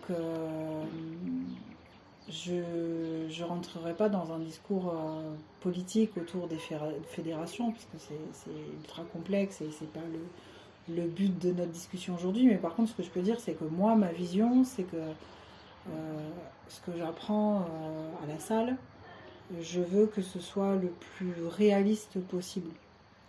Si je peux faire la métaphore, quand je suis en classe avec mes élèves et que j'apprends la grammaire, c'est pas pour strictement apprendre la grammaire, c'est pouvoir exploiter ensuite ça pour parler correctement français, pouvoir écrire, pouvoir lire de manière correcte. Donc dans mon sport, c'est un peu la même chose. Moi, j'ai vraiment une volonté de me rapprocher toujours du terrain, de la vraie vie, et que le combat soit au plus proche de l'instinct animal dont je te parlais tout à l'heure. D'où l'intérêt particulier que je porte pour les disciplines comme le lightweight, comme le MMA, Ouais. parce que je trouve que tout en ayant un cadre bien spécifique et sécurisant l'intégrité des combattants, ben on est quand même vraiment près de ce qui peut se passer dans un combat qui serait instinctif. Donc tu restes sur le côté sportif, tu restes Ouais. sur le côté compétition. Ouais. Est-ce que tu t'es déjà intéressé, on va dire, à l'univers de la self-défense, quelle que soit la discipline? Non, je l'ai côtoyé de fait quand j'étais vraiment dans la fédération de karaté, mais c'est pas quelque chose qui me parle. J'ai besoin davantage de mouvement, j'apprends dans le mouvement, et j'ai pas trouvé mon compte dans la self-défense. Tu vois, c'est trop. Je me sens enfermée en fait dans ce type de pratique. Moi, j'ai besoin de pouvoir exprimer de manière plus brutale peut-être en fait. De combattre? Ouais, ouais, L'objectif est de ouais. combattre. L'objectif Donc, est de combattre. ok, Ouais. ok, ok. T'as déjà entendu parler de boxe de rue? Oui, oui, oui, complètement, ouais. Ok. Ouais. Là, ce t-shirt, c'est ça. J'ai fait un stage ce week-end. T'as déjà entendu parler de Robert Paturel? Non, Donc, c'est l'inventeur de la boxe de rue. ok. Euh, il était formateur au RAID. Ouais, ok. Et ce que j'ai pu voir ce week-end, c'est que quelqu'un qui applique sur le terrain, ces techniques, je les ai toutes trouvées proches de ce qu'on fait en Krav Maga. Ok, Donc, il y a aussi des militaires qui ont été formés en Krav Maga. Il y a des techniques plus utilisées par des militaires, où il y a un enseignement militaire ouais, qui est un peu différent de l'enseignement civil, où tu as plus de temps, où les gens sont un peu plus doux, un peu moins armés. Après, c'est tout un univers. oui. Je peux t'en parler, mais ça va pas t'aider sur le sportif. Oui, c'est ça, c'est des champs de Donc, compétences, des champs d'application. C'est vrai que l'application militaire, par exemple, est super intéressante, mais peut-être un peu différente parce que je sais que voilà, l'approche est dans le respect de la personne sur lesquelles ils doivent intervenir. Donc en fait, ils peuvent pas réellement s'exprimer en mode combat, quoi. C'est pas la même approche. Ou notamment l'approche police. Oui, C'est-à-dire, par exemple, ils doivent ouais. immobiliser, Ouais, ou ils doivent c'est ça. essayer de ne pas C'est ça. endommager. Ouais. Ok, ok, ok. Euh, comment tu vois KOTS? Qu'est-ce que tu en penses? Tu vois ce que c'est, King of the Ouais, Street? ouais. Là, on est sur l'expression d'instinct ou de combat assez très très libre. Ouais. Comment tu vois ça? Il n'y a eu qu'un seul combat féminin, il me semble. À la fois, ça m'attire parce que ce goût du risque qui m'habite depuis toujours, forcément m'attire vers ce genre de truc un peu excessif. Parce que là, en fait, la règle, c'est qu'il n'y ait pas de règle. Du coup, forcément, il y a une partie de moi qui est attirée parce que je te parlais de réalisme. Là, comment on peut être plus réaliste puisqu'en fait, tu dois te dépatouiller de A à Z. Après, honnêtement, il y a quand même une autre partie de moi qui résonne et ce raisonnement quand même induit l'idée que, ok, là, on met des gens quand même peut-être un petit peu trop en danger et que finalement, ça ressemble à une compétition puisqu'on vient sélectionner des gens, organiser un combat, c'est quand même une organisation. Et en même temps, à l'intérieur de cette organisation, il n'y a pas de règles et il peut y avoir du vrai danger pour l'intégrité des gens. Donc, sur un plan éthique, je validerai pas forcément. Mais sur un plan où je mettrais ma raison de côté, je pourrais être attirée pour le faire quand même, pour justement là aller chercher vraiment à me pousser dans mes propres retranchements au maximum. Pour l'adrénaline, Ouais, pour... ouais. ok, ok, ok. Vraiment se tester voilà, sans filet, sans filet. Donc, je pense que tu as répondu aussi à des questions d'une amie qui fait du Krav Maga à Ouais. Toulouse. Elle, ce qu'elle demandait, c'est est-ce que tu pratiques le Krav Maga? Donc non, t'as jamais Non, fait, non, pas le jamais, moindre cours. jamais. Elle se demandait si n'importe qui peut faire la compétition de Krav Maga, c'est-à-dire quelqu'un qui en a jamais fait, est-ce qu'il peut faire? Alors, S'il vient du karaté mix, il peut. il peut. La réponse est oui. Si Il t'as une fallait licence gagner. FFK, Voilà, il fallait avoir une licence FFK puisque le combat libre est organisé sous l'égide de la FFK. Donc il faut quand même avoir une licence FFK pour pouvoir participer. Et ensuite, le principe, c'est évidemment de remporter les championnats de France pour avoir accès aux championnats du monde. C'est parce que j'ai remporté les championnats de France que j'ai pu accéder aux championnats du monde. ok, ok, ok. Voilà. Euh, donc, elle demandait si la discipline t'intéresse, alors pas dans un premier temps, enfin pas spécialement. Non, l'aspect technique, non.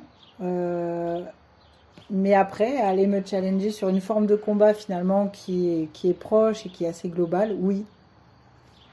Parce que justement, c'est le but du jeu, c'est de voir, ok, ces gens-là qui ont appris le Krav Maga avec des techniques de Krav Maga rentrent dans la cage avec quasiment les mêmes règles que ceux qui ont appris le Kamix, mettons, en club, Ouais. avec pareil, un apport technique. In fine, dans la cage, comment on va tous s'en sortir? C'est un peu le principe de l'UFC sur son Oui, départ, oui, tu oui, vois, oui, de se oui. dire, bon ok, au final, les règles sont les mêmes sur le Mhm. rendu de combat libre, mais les techniques finalement qu'on a abordées en salle, en club, ça va donner quoi? J'ai trouvé que finalement, que j'aille au Camix ou que j'aille en combat libre, je rencontre le même profil de combattante. Bon, ça, c'était quand j'étais en amateur, hein. Mais c'est plutôt positif. Ça veut dire que peu importe l'angle d'approche des techniques, le résultat semble cohérent. On est tout en capacité au final d'avoir un combat plus ou moins homogène selon les niveaux, mais voilà, avec un rendu qui soit, avec des attentes qui soient à peu près les mêmes. T'étais un amateur jusqu'à quand? J'étais en amateur Tu me l'as dit en jusqu'en plus tout à l'heure, tu me l'as dit. 2025 pour le MMA, puisque le Dynamite MMA était mon premier combat professionnel. Donc Voilà. tu as un parcours amateur MMA, Ouais, c'est ça. Alors, j'ai pas amateur MMA, amateur, discipline qui voilà, ressemble. discipline Ok, ok, ok, associée de la FFK, ok. en particulier avec du pied-point, mais aussi une dimension tridimensionnelle, le sol et le grappling. Pour pouvoir devenir combattante MMA, il fallait justifier d'un certain nombre de titres et d'expérience en termes de nombre de combats sur des disciplines tridimensionnelles. C'est obligatoire. Tu voulais passer pro, comment ça s'est fait? Alors ça s'est fait de manière complètement... ça tient pas du hasard, mais Dynamite MMA voulait faire passer quelques combattants amateurs en professionnel pour démarrer leur carrière professionnelle. Et j'ai fait partie T'ont proposé, de ouais. la sélection de Ok, ces combattants-là. ok, ça marche. Des petites questions comme ça. Une autre question de mon ami. Comment elle peut faire les championnats sans la technique? Mais il suffisait d'avoir des techniques de MMA. Mais en fait, la technique, elle y est, c'est juste qu'on la nomme peut-être pas de la même manière. Mais les techniques sont reprises de partout. Oui, c'est ça, c'est Les, ça. les, les coachs, Quand ils font plusieurs choses, ils s'intéressent et ils... c'est bête, mais un crochet, que tu l'apprennes en boxe Ouais, anglaise, que tu ouais. l'apprennes en full ou que tu l'apprennes en Mm, MMA, un mm, mm. crochet, ça reste un crochet. Alors bien sûr qu'il y a des petits ajustements par rapport aux gants que tu portes, par rapport à ce qui peut se passer après, si tu dois aller au sol ou pas, etc. Bien sûr que ça diffère. Mais malgré tout, voilà, on a un support, enfin on a une base technique Oui, oui, oui. Oui, oui, commune. voilà, commune. Et tu t'es déjà entraîné à Menu? Sur, Je me suis déjà entraînée à main nue, ouais, avec sur n'importe quelle discipline, sur...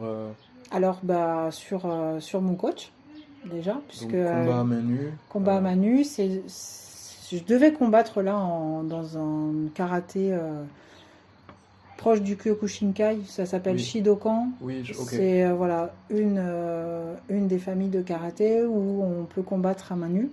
J'avais beaucoup aimé l'idée, puis finalement le combat a été annulé par l'adversaire qui a fait forfait, mais donc ça s'est pas fait. Mais ça aussi, je pense que la saison prochaine, je vais essayer de remettre ça dans les projets pour la saison. Je savais pas que c'était un menu. Ouais, Par contre, ouais, c'est t'oublies la tête. Tu vises le voilà, corps, mais tu exactement. touches pas à la C'est tête. ça, Ok, exactement. ok, ok, ouais. Exactement. Et ça pourrait être une première expérience à main nue pour un objectif plus lointain avec le bare knuckle. Et nous, ce qu'on voit en craft, c'est que la garde n'est pas la même. Ouais, non, c'est clair. La garde n'est pas T'as la pas même. la protection des gants. Ouais, et moi j'ai une sensation hyper agréable quand je combats avec les mitaines et quand j'enlève les gants, encore plus finalement. Là, on est vraiment sur le main nu du karaté de départ. On est sur la réalité dont je te parle tout à l'heure. Finalement, plus je me déshabille les mains, plus je me sens bah, dans le vrai, quoi. Tu vois? C'est plus réaliste. C'est totalement réaliste et j'aime beaucoup cet aspect-là. Mais ça peut donner envie de faire de l'appréhension. Je sais pas si tu peux en karaté Alors en Shidokan. karaté Shidokan, tu as le droit de faire des projections de 3 secondes et après tu dois arrêter là, donc il n'y a pas de finalisation au sol. Ok. Mais tu peux projeter l'adversaire au sol. T'as déjà fait des entraînements avec des faux couteaux en plastique, des Jamais. bâtons, c'est des Ça, choses que t'as pas eu l'occasion, qui Non, mais qui sont m'attire hors moins. compétition, ouais, Ouais, ok, qui m'attire moins. ok, ok. Donc j'allais te demander ce que c'est le karaté Shidokan, j'avais vu que ça ressemblait au Kyokushinkai. Ouais, c'est ça. MMA parcours amateur, tu m'as répondu. Donc concours de circonstances et... Ouais, ouais. En fait, tranquillement, j'étais en train de me rapprocher du MMA, mais puisque j'étais très ancrée dans la fédération de karaté, finalement, j'étais sur des disciplines de la fédération de karaté qui ressemblaient au MMA. Et tranquillement, en amateur, j'étais en train de me rapprocher du MMA, et puis voilà, donc ça s'est fait un peu de manière fortuite qu'on m'a proposé de faire un premier combat professionnel MMA. J'avais quand même accumulé un certain nombre de combats amateurs dans des disciplines qui s'en rapprochent très fortement. Là, si ça te va, on peut parler de ton équipe, Ouais, des personnes avec qui tu travailles. ouais. Donc, tu m'avais parlé d'un manager. Oui, j'ai un manager qui travaille depuis le Québec et qui est revenu en France là depuis très, très peu de temps, qui manage des combattants du monde entier, en particulier de l'Amérique du Nord et de la France, puisque ce sont ces deux bases géographiques. C'est lui qui trouve les C'est combats. lui qui me trouve les combats. Mais tu lui as dit quoi? Tu lui as dit n'importe quelle discipline, je suis là ou... Non, lui, il manage que du MMA. Ok, Voilà. ok. Et sinon, comme je suis déjà dans le réseau semi-professionnel du kickboxing, là, j'ai des offres qui passent pas par un manager pour les combats en kickboxing. Ok, Voilà. ok. Donc tu peux combattre tous les 2 mois, tous les 3 mois. Alors, tu je peux... pourrais combattre beaucoup si j'acceptais toutes les offres, mais elles seraient pas cohérentes, exactement. Alors, tant en termes de poids qu'en termes de niveau, et encore une fois, en termes de disponibilité aussi. Donc, il faut faire le tri. On nous propose pas mal de choses. Je pense qu'il faut faire le tri. Il ne faut pas être trop gourmand, à vouloir trop combattre. Parce qu'en fait, quand on a la dalle de combat, enfin, en tout cas, moi, je vais parler pour moi. Quand on me propose un combat, je vois absolument pas l'aspect financier. Je vois juste, j'ai la dalle de combat, j'ai envie de combattre et on me propose un combat. Et après, il faut poser les choses pour pouvoir prendre une bonne décision. C'est-à-dire, ok, est-ce que c'est un combat qui va être intéressant pour ma carrière? Est-ce que c'est un combat qui va être intéressant physiquement parce que je viens de combattre ou j'ai un combat tant de temps après? Donc voilà, c'est tout le calendrier, je vais dire, qu'il faut regarder un petit peu en défocalisant. Les vacances scolaires peut-être aussi. Et ouais, les vacances scolaires, c'est pas faux. Voilà, aussi, j'ai mon planning aussi à gérer perso pour que ça se passe dans de bonnes conditions. C'est-à-dire que mes enfants sont très habitués à me savoir en combat ou à revenir avec des coca ou quoi. Ils se posent même plus de questions. Mais en revanche, voilà, quand je vais combattre, je veux partir avec mon coach, éventuellement mon manager et être uniquement focus là-dessus. Donc, même si je partage beaucoup ça en famille, c'est un moment où je veux me concentrer sur mon combat, donc j'emmène pas mes enfants. Ils regardent peut-être Oui, ils regardent, combats ils regardent les combats, ils suivent ce que je fais, ils sont très fiers de ce que je fais. Mais sur le moment, il faut vraiment que je puisse me concentrer. On parle de tes coachs? Ouais. J'ai un coach en fait qui me suit et en fait on est collègues aussi en tant que coach dans le dojo dans lequel je travaille. Donc, Pyrénées Fighting Club, voilà, à Salis du Salat, dans ma petite campagne, à 1 heure à peu près de Toulouse. On se connaît très très bien puisqu'en fait c'est lui qui au départ a répondu à ma soif d'apprendre le sol, le grappling. Et c'est auprès de lui que je suis venue toquer à la porte quand j'ai voulu faire ma transition entre le pied-point et le MMA. Et donc là, on a commencé justement toutes ces compétitions avec le Camix et tout ça. Mon coach, il est de la même école de formation que moi, c'est-à-dire l'école du pied-point. Et il connaît donc du coup ce vers quoi je veux aller, il sait sur quoi je dois bosser. On forme vraiment une super équipe en termes de cohésion, de transmission. On a vraiment les mêmes valeurs en fait et du coup ça marche vraiment bien. J'ai aussi une coach mentale en fait qui m'aide à gérer mon stress, qui m'aide à me préparer, à faire de la mentalisation. Tu l'as depuis quand? Depuis peu de temps, ça doit faire 3 mois qu'elle intervient auprès de notre club. Et c'est vraiment intéressant parce qu'en fait, j'ai beau avoir 25 ans d'expérience en pied-point, en fait, je sais aussi regarder vers mes faiblesses. Et elle m'aide à faire l'équilibre entre tout ça, m'appuyer sur mes forces et avoir conscience de mes faiblesses pour mieux les bosser.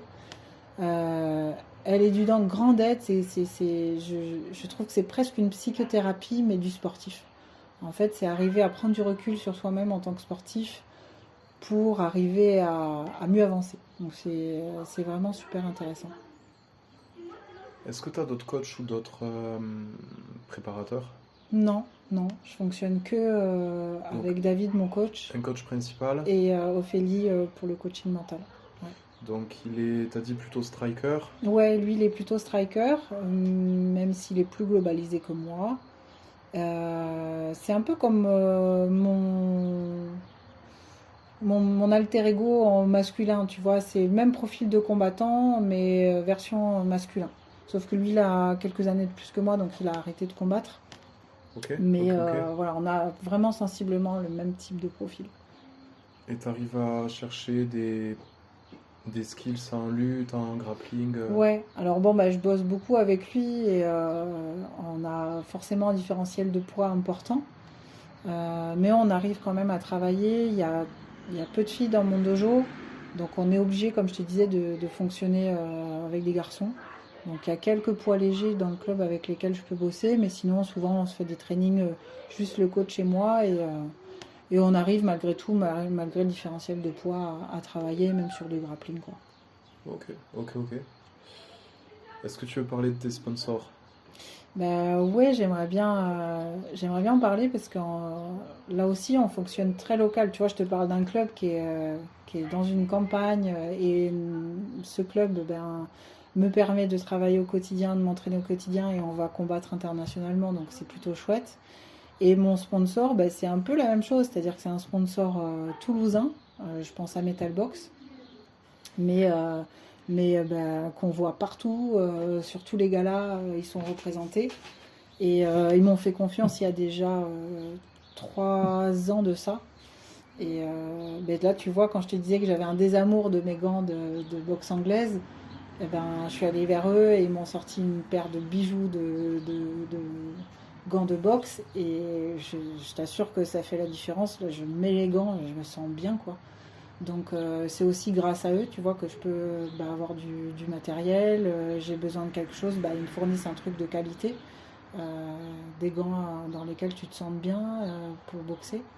Donc c'est vraiment chouette. Ils font quoi? Ils font aussi des tenues? Et alors ils font aussi maintenant des vêtements, des hoodies, et voilà, des choses comme ça. Et ils sortent des collections de plus en plus esthétiques tout en étant techniques. J'ai vu quand j'y suis allée il y a 2 semaines dans les bureaux la collection là, qui va sortir au printemps, c'est juste une dinguerie. Je ne peux pas trop en dire plus, vous allez voir, mais franchement, la concurrence est rude, hein, avec Venom, la concurrence est rude, mais je trouve que voilà, ils mettent vraiment un point d'honneur à venir travailler sur l'esthétisme des produits et forcément ça parle aux femmes combattantes comme aux hommes combattants. Et en même temps, l'aspect technique du gant ou du short de MMA ou de boxe voilà, qui fait la différence. Donc, je crois que tu m'as dit que tu avais surtout un club, surtout Pyrénées Oui, Fighting Club. ouais. T'en as peut-être fait d'autres par le passé. Oui, j'ai pas mal travaillé avec le club de Lavore de kickboxing qui me fait toujours combattre de temps en temps en kickboxing. Et d'ailleurs, le prochain combat, là, le 23 mai à Montauban, ça va être mon coach de Lavore, Jordi, qui va me coacher ce jour-là. Donc il y a quand même une collaboration avec ce club qui se fait de manière récurrente parce que eux, ils travaillent vraiment sur le kickboxing. Donc de temps en temps, c'est même eux qui me coachent, comme là, le 23 mai, ça va être le cas. Ok, ok, ok. Ok, ça marche. Donc, Dojo Couserin, c'est quoi? Alors le dojo du Couseran, c'est un club de MMA qui a une demi-heure de chez moi. Et pendant un temps, en fait, avec David, on n'a plus travaillé ensemble, donc j'avais été vers un autre club de MMA. Il n'y en a pas beaucoup ici. Il y a le Pyrénées Fighting Club et ensuite il faut aller jusqu'à Toulouse. Et en allant un peu plus vers la campagne, il y a le dojo du Couseran qui aussi Ok. fait du MMA Ok, et je me suis entraînée pendant une saison en fait. ok, Voilà. ok, ok. Euh, Est-ce que tu peux me donner une semaine type, un peu comment tu t'entraînes? Enfin, pas forcément une semaine type, mais quelques indications. Ouais. En fait, je te dirais que j'ai 2 semaines type. Je suis en garde alternée pour mes enfants et ça change le dynamisme de l'organisation de ma semaine et de mes entraînements. Euh, Quand je n'ai pas mes enfants, tout simplement, c'est le sport qui passe avant tout. Donc je vais travailler au collège et après ça, je vais toujours à l'entraînement après le collège.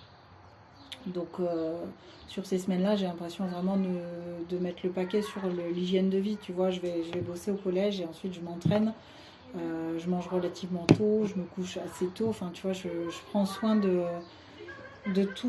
voilà, tout l'ensemble des éléments qui font que je suis sportive. Donc voilà, pour les semaines où j'ai pas les enfants, c'est entraînement tous les jours. Et les mercredis, les jeudis où je travaille pas, ou le samedi dimanche, bah, c'est souvent 2 entraînements par jour. Donc en général, je fais un entraînement plus cardio et un deuxième entraînement qui sera plus destiné à la technique, puisque je te disais, il faut vraiment que je bosse sur la dimension sol. Bah, j'aime bien toujours réserver un entraînement dans la journée où je bosse spécifiquement la technique, en Ouais. particulier catch control et grappling et JJB.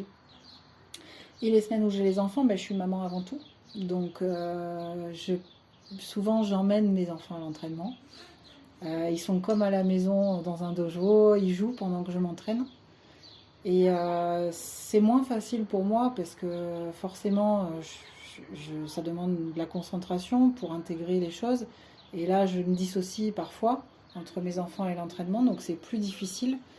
Mais, euh, mais je suis fière aussi de pouvoir continuer à m'entraîner avec mes enfants parce que en fait c'est cette discipline qui fait qu'aujourd'hui je suis professionnelle malgré mon statut de maman de 2 enfants, enfin, mon âge, etc.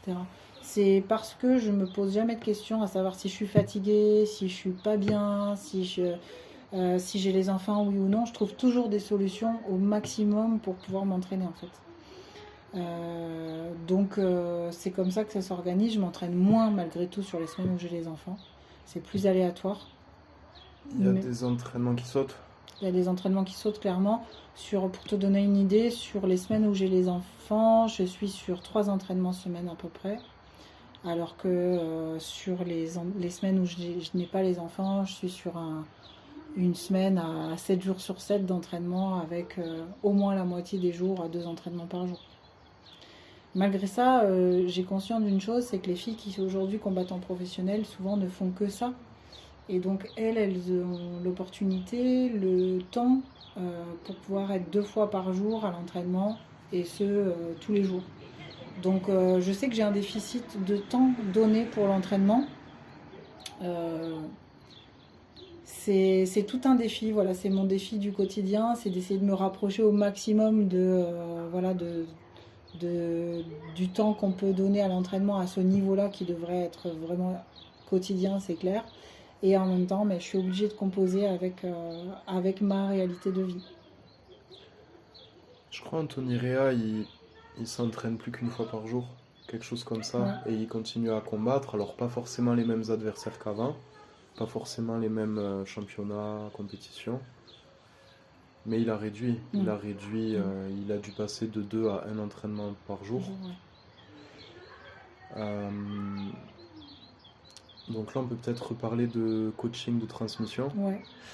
Euh, Est-ce que c'est le même message que tu veux passer quand tu coaches des enfants, quand tu coaches des femmes ou des garçons? Ou qu'est-ce que tu leur dis? Est-ce que tu as des anecdotes? Ben, le point commun que je transmettrais par rapport au coaching, soit vers des adultes, hommes, femmes, des jeunes ou des enfants, c'est que finalement l'agressivité, c'est pas un gros mot. L'agressivité, en fait, ça se dompte. Et même ça peut se développer si on a suffisamment de recul pour mettre le bouton on au bon moment et le bouton off au bon moment. C'est-à-dire que l'agressivité, ça peut être un outil très très intéressant quand on sait l'allumer à un moment et le mettre dans un contexte où on respecte des règles. Donc là, ça devient une dimension sportive. Et puis aussi, c'est intéressant de savoir le mettre sur off quand on est empreinte d'agressivité, de colère à des moments, mais que c'est pas le bon lieu pour l'exprimer, c'est pas le bon moment et qu'on doit maîtriser la chose. Donc c'est ce que j'aime transmettre en particulier pour les jeunes et les enfants, c'est que en fait, on est tous en capacité d'avoir cette gestion émotionnelle sur l'agressivité et la colère, et que notre sport, en fait, c'est un merveilleux outil pour pouvoir jouer ce jeu du on-off sur l'agressivité. Soit le mettre sur on pour performer et venir chercher ce qu'il y a en nous de plus animal. Et je trouve que c'est vraiment quelque chose d'extrêmement positif sportivement. Et en même temps, de se dire qu'en fait, c'est pas une émotion qu'on peut laisser comment dire, exister sans cadre et sans limite dans la vie de tous les jours. C'est quoi qui t'énerve dans la vie de tous les jours? Là, on parle tranquillement, on est Ouais, bien, on parle doucement ouais. peut-être. Mais qu'est-ce qui commence à te chauffer? Qu'est-ce qui t'énerve au quotidien? Qu'est-ce qui peut t'énerver? Dans la vie, moi, je déteste l'injustice. C'est ce qui peut vraiment me faire sortir de mes gonds. Et par rapport au sport aussi, ce que je remarque, c'est que souvent les gens te félicitent en disant waouh, t'as trop de chance de vivre ça. Et en fait, ben, c'est pas du tout une chance. Il y a des dimensions de chance, peut-être, mais en fait, c'est surtout basé sur la discipline du travail et de l'acharnement presque pour pouvoir atteindre ces objectifs. Et ça, c'est valable dans le sport, mais aussi pour tout. Et ça, c'est vraiment quelque chose qui peut m'agacer, c'est-à-dire, ben, en fait, on obtient ce pourquoi on se donne les moyens. Ça n'arrive pas par miracle. Donc tu vois des gens qui sont plus dans le laisser-aller. Ouais, ouais. Qui espèrent obtenir l'objectif sans se donner les moyens de l'atteindre. Et toi, tu as pu faire quelques sacrifices, certains sacrifices ou... Alors, je pense que d'un point de vue extérieur, les gens appelleraient ça des sacrifices. Moi, j'ai pas l'impression que ce en soit vraiment. Donc tu me disais, t'aimes pas l'injustice. Ouais, j'aime pas l'injustice et j'aime pas le discours qui voudrait laisser à penser qu'en fait on obtient un résultat sans travailler. Voilà. T'aurais une anecdote d'injustice? Est-ce que j'aurais une anecdote Que d'injustice? tu sois intervenu ou pas, que tu l'aies vécu de proche ou pas, mais je serais curieux ouais, de savoir un peu plus ce que Bah, tu veux dire. c'est des choses toutes bêtes, hein, mais par exemple dans la valeur d'équité, tu vois, moi dans mon travail, j'essaie toujours d'être juste vis-à-vis des élèves, des jeunes qui m'entourent. Même entre mes enfants, j'ai deux enfants et j'essaie toujours de répondre de manière très équitable. Voilà, c'est cette justice-là pardon, qui m'intéresse. Dans la vie quotidienne, je ne supporte pas, par exemple, d'être accusé à tort. Tu vois, j'ai Ouais, besoin ok, d'avoir. Enfin, pour moi, on doit avoir des arguments. Voilà, ça doit être assez rationnel. ok. Et des fois, tu sais, on touchait un peu au sujet garçon-fille. Ouais. Euh, Est-ce qu'il y a des manques de respect, des choses dont tu as envie de parler, qui t'énervent ou qui te restent en mémoire? J'ai rien de spécifique dans ma vie récente, mais moi j'ai subi des agressions sexuelles quand j'étais plus jeune, mais c'était juste avant que je me mette au sport de combat. Et en fait, je me dis que je l'ai pas fait pour ça. Tu vois, comme je disais tout à l'heure, je suis pas allée chercher les sports de combat pour me défendre d'une quelconque situation. Mais aujourd'hui, je me dis que par contre, dans l'autre sens, ça peut quand même être nécessaire euh, d'aller chercher une assurance pour avoir de meilleures réactions vis-à-vis de dangers pour les femmes en particulier, mais pas que, d'agression sexuelle, d'agression dans la rue, etc. En fait, la notion de confiance en soi vient changer radicalement ce qui peut nous arriver, avant même de devoir en venir aux mains. Et en fait, cette posture qu'on peut avoir dans la vie, qu'on soit un homme ou une femme, en fait, ça change littéralement les choses. Et je pense que voilà, quand tu te sens safe, quand tu te sens sécure parce que tu as bâti dans ta vie intellectuelle, émotionnelle et physique une stature forte, ben en fait, je pense que tu vas pas renvoyer les mêmes signaux, ne serait-ce que non verbaux, au monde qui t'entoure. Et ça, je trouve ça particulièrement intéressant. Une fois que tu es dans la galère d'une agression, quelle qu'elle soit, bon bah si tu es armé de techniques que tu as apprises, ben, tant mieux. Mais ça, c'est après. Mais déjà, de prime abord, en fait, aborder le monde avec de l'assurance, de la confiance en soi, ça change tout. Et en fait, ça, si tu veux, c'est pas le côté bagarreur, parce qu'en fait, tu viens juste forger ton identité comme une identité forte. Et je pense que cette identité forte qu'on peut construire, bah, ça peut nous éviter de justement rentrer dans la deuxième phase qui est la plus critique.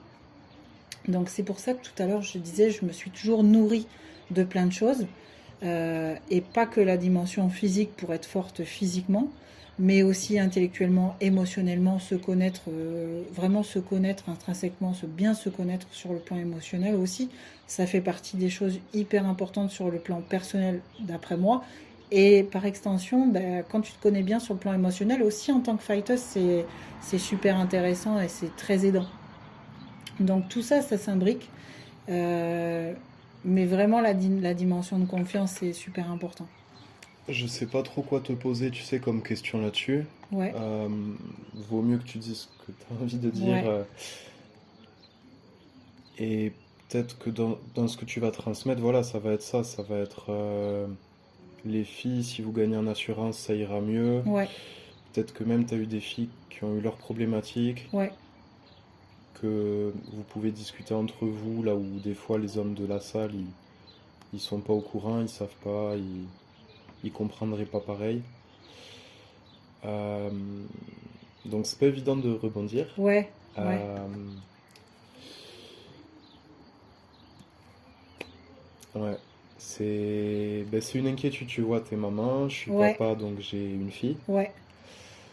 Et c'est peut-être aussi ça qui fait que les combattantes, voilà, peuvent être inspirantes, que ma fille, j'espère qu'elle se tournera vers le sport, Ouais. j'espère qu'elle va développer certaines qualités.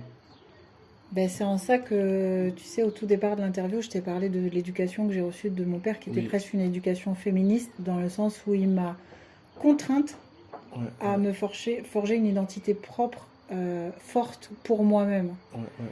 Euh, si, je- Si vraiment j'ai un conseil à donner par rapport au sport de combat et le lien qu'on peut faire par rapport à ça, là, les agressions et tout, c'est de dire en fait la seule chose que ça peut renforcer, c'est surtout toi-même. Et qu'une fois que t'as une ossature costaud, là en fait, là oui, ça va t'aider, mais ce n'est pas que la dimension physique. Tu sais, il y a beaucoup de féministes qui disent ouais, les filles doivent être les égales de l'homme, etc. Moi, je suis féministe, mais je ne peux qu'admettre que nous n'avons pas les mêmes compétences physiologiques, biologiques. Nous sommes inégaux, mais heureusement que nous sommes inégaux. Et et tout autant de techniques qu'on puisse avoir, une fille d'1m60, 58 kg versus un gars d'1m90, 90 kg, à un moment donné, on va se trouver en difficulté physique. Mais comme je disais tout à l'heure, c'est surtout cette avant, avant l'agression qui va changer quelque chose. Comment je me posture par rapport au monde, comment je me sens en fait, moi vis-à-vis de moi-même, quand je suis dans le monde avec les risques qui existent dans le monde dans lequel je vis. Mais c'est surtout ça en fait sur lequel on peut travailler. Et pour moi, c'est ça, tu vois, être féministe et travailler pour la liberté de la femme, c'est surtout, en fait, croire en sa capacité à exister comme femme forte pour soi-même. Et après, là, ça diffuse, en fait, et ça diffuse de manière différente. Tu peux inspirer, tu peux en parler à d'autres, Ouais, tu peux les conseiller, tu peux... Ok, ok, ok. Tu peux les aider à ne pas être, entre guillemets, des proies faciles. bah, je pense qu'en fait, si tu te sens pas une proie, déjà, tu n'es plus une proie. Et tu dis non quand il faut dire non, tu le dis peut-être plus fermement, Si t'as pas la conviction de ce que tu dis, tu peux pas convaincre. Euh, Il y a beaucoup de gens en fait qui ne croient pas en eux et qui ne comprennent pas pourquoi on les dévalorise. En fait, l'amour-propre, c'est quelque chose qui est essentiel. C'est pas être égoïste, c'est pas être autocentré ou mégalomane. C'est en fait, c'est savoir regarder en soi et voir ce qu'il y a de chouette et ce sur quoi je peux m'appuyer pour justement contrebalancer mes faiblesses dont je suis aussi consciente. Et ça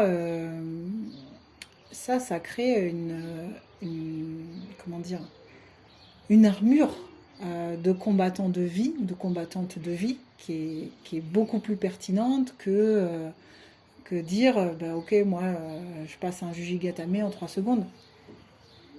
Ce qui est intéressant dans la vie courante, c'est déjà de se dire, bah, qu'est-ce que je vaux en fait? Et comment je peux travailler pour avoir une meilleure... euh, avoir à mes yeux une meilleure valeur de moi-même. Oui, oui, oui, oui. Et donc j'avais vu, tu sais, un post sur Instagram qui parlait de la transmission mère-fille. Ouais, C'est peut-être une fois où vous vous êtes entraîné. Enfin, je sais oui. pas ce que ça représente exactement cette photo et Alors ce que j'avais voulu transmettre au travers de ça, c'est la transmission, mais la transmission volontaire. Ce que je veux dire, c'est que dans le transgénérationnel, ce que tu peux transmettre à tes enfants ou ce que tu as appris de tes parents, ce qui est important, c'est l'échange volontaire. Imposer un apprentissage, ça marche rarement. Par contre, je me rappelle de cette photo que j'avais postée où c'était ma fille qui avait voulu venir avec moi à l'entraînement. mm, Et là, en fait, il y a une connexion qui se fait par le partage de savoir, la transmission d'une passion.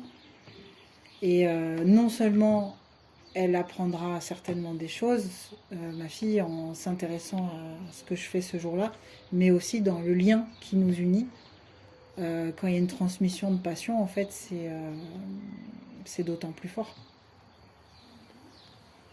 et comme je te disais, tu sais, je suis jeune papa.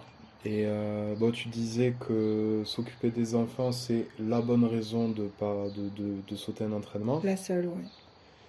Euh, donc moi, la difficulté actuelle, c'est de ne pas rentrer à la maison de temps en temps, Ouais, d'aller m'entraîner. Enfin, j'aime bien savoir ce qui se passe à la maison. ouais. Donc je me demandais si toi aussi, tu as eu des périodes un peu de relâchement, alors peut-être après la grossesse, j'imagine. Pas tant que ça, non. Pas tant que ça. J'ai eu des périodes où, faites, T'as vite repris? oui, j'ai très vite repris. Bah parce que j'avais la dalle de sport, j'avais la dalle de combat de toute façon. Et puis je me sentais bien dans mon corps parce que bah, l'hygiène de vie en fait que je pense que voilà, j'ai pu reprendre rapidement. Par contre, j'ai fait face à des difficultés en tant que maman pour pouvoir aller m'entraîner. Je me souviens d'une fois où j'ai fait 4 heures de route pour aller à Paris. Il me restait encore 3 heures. J'avais fait plus que le mi-chemin. Et j'ai fait demi-tour parce que mon fils pleurait et s'adaptait mal au fait que je sois pas là en fait. Donc, comme mon fils a de l'autisme, ben, je comprenais davantage sa difficulté et je pouvais que m'adapter à sa difficulté et répondre à mon rôle de maman en priorité. Et je me rappelle de cet événement, ça n'a pas été évident parce que là, il fallait faire un choix. En soi, c'est pas un choix cornélien. Je veux dire, comme j'ai dit tout à l'heure, je sais exactement quelles sont mes priorités.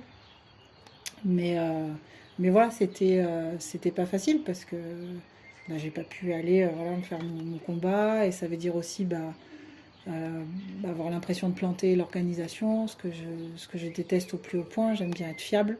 Donc, mais en même temps, voilà, je peux pas me couper en plusieurs parties. Donc, ce jour-là, ouais, j'ai dû faire demi-tour et revenir à mon statut de maman, quoi. T'as des regrets qui te viennent en tête? Alors, le seul regret que j'ai, c'est de ne pas avoir pu être professionnelle plus jeune. Mhm. Parce que là, les opportunités que j'ai actuellement sont vraiment très chouettes, mais je vais pas pouvoir en profiter très longtemps à cause de l'âge. Et encore plus rageant parce que moi, je me sens très bien, mais je sais que quand même, il est peu probable qu'on m'appelle à 45 ans pour faire un fight professionnel. Donc, si j'ai un regret, c'est celui-là. Elles ont quel âge les combattantes les plus âgées en boxe ou en MMA? Bah écoute, j'en connais pas beaucoup qui ont au-dessus de 40 ans, hein, donc j'ai déjà l'impression d'être un peu un ovni de ce point de vue-là, mais tout en l'assumant. Ouais, Mais c'est quand même toi qui diras stop ou c'est plutôt, je sais pas, les contrôles médicaux? Alors je pense qu'on me dira pas stop tant que je fournirai voilà, une prestation qui a sa place. Voilà, pour moi, C'est les prestations. c'est les prestations qui comptent. Avant le docteur, avant le médecin qui Bien pourrait sûr, dire parce que Alison, s'il te plaît. ouais, non, si mes médicaux sont OK, c'est-à-dire que je Ouais, fournis les documents qui prouvent que mon corps, les résultats d'examen ouais, sont OK et on est très surveillé. Donc, de ce point de vue-là, ouais, ouais. voilà, c'est carré. La fédération de MMA demande énormément d'examens médicaux, en particulier pour les combattants de plus de 32 ans. Donc, je sais qu'on est surveillé sous toutes les coutures et c'est très bien comme ça. Si mes examens sont OK et que la prestation que je fournis, elle est OK, on continuera, je pense, à me proposer des combats. Tout dépend de ce que je propose comme qualité de combat. Ça marche. En MMA féminin, je vois pas forcément de trash talk. Euh, Pas beaucoup. Peut-être moins, même si la tendance, quand même, je pense, va aller de plus en plus vers ça. Et je vois pas forcément d'animosité ou tu sais d'agressivité avec des grandes paroles, avec. Alors, ce que je trouve très vrai dans les combats féminins, c'est que trash talk ou pas avant le combat, après le combat, il y a toujours un hug, un câlin de fin de combat hyper chaleureux et qui m'a toujours semblé hyper authentique. Mm, Donc vraiment, ce que j'ai constaté des combattantes que j'ai pu rencontrer, c'est qu'il y a un on-off qui peut se faire très très facilement en mode je rentre dans la cage, je suis d'une agressivité d'enfer et pas de pitié. Je vais l'écraser, je vais faire tout ce que je peux pour la démonter. Par contre, le combat se termine, t'as perdu, t'as gagné, peu importe. C'est bravo et voilà, on va boire un coup, on rigole après, on prend une photo cool, etc., etc. ok, Il y ok, a ok. beaucoup de respect, il y a vraiment énormément de respect.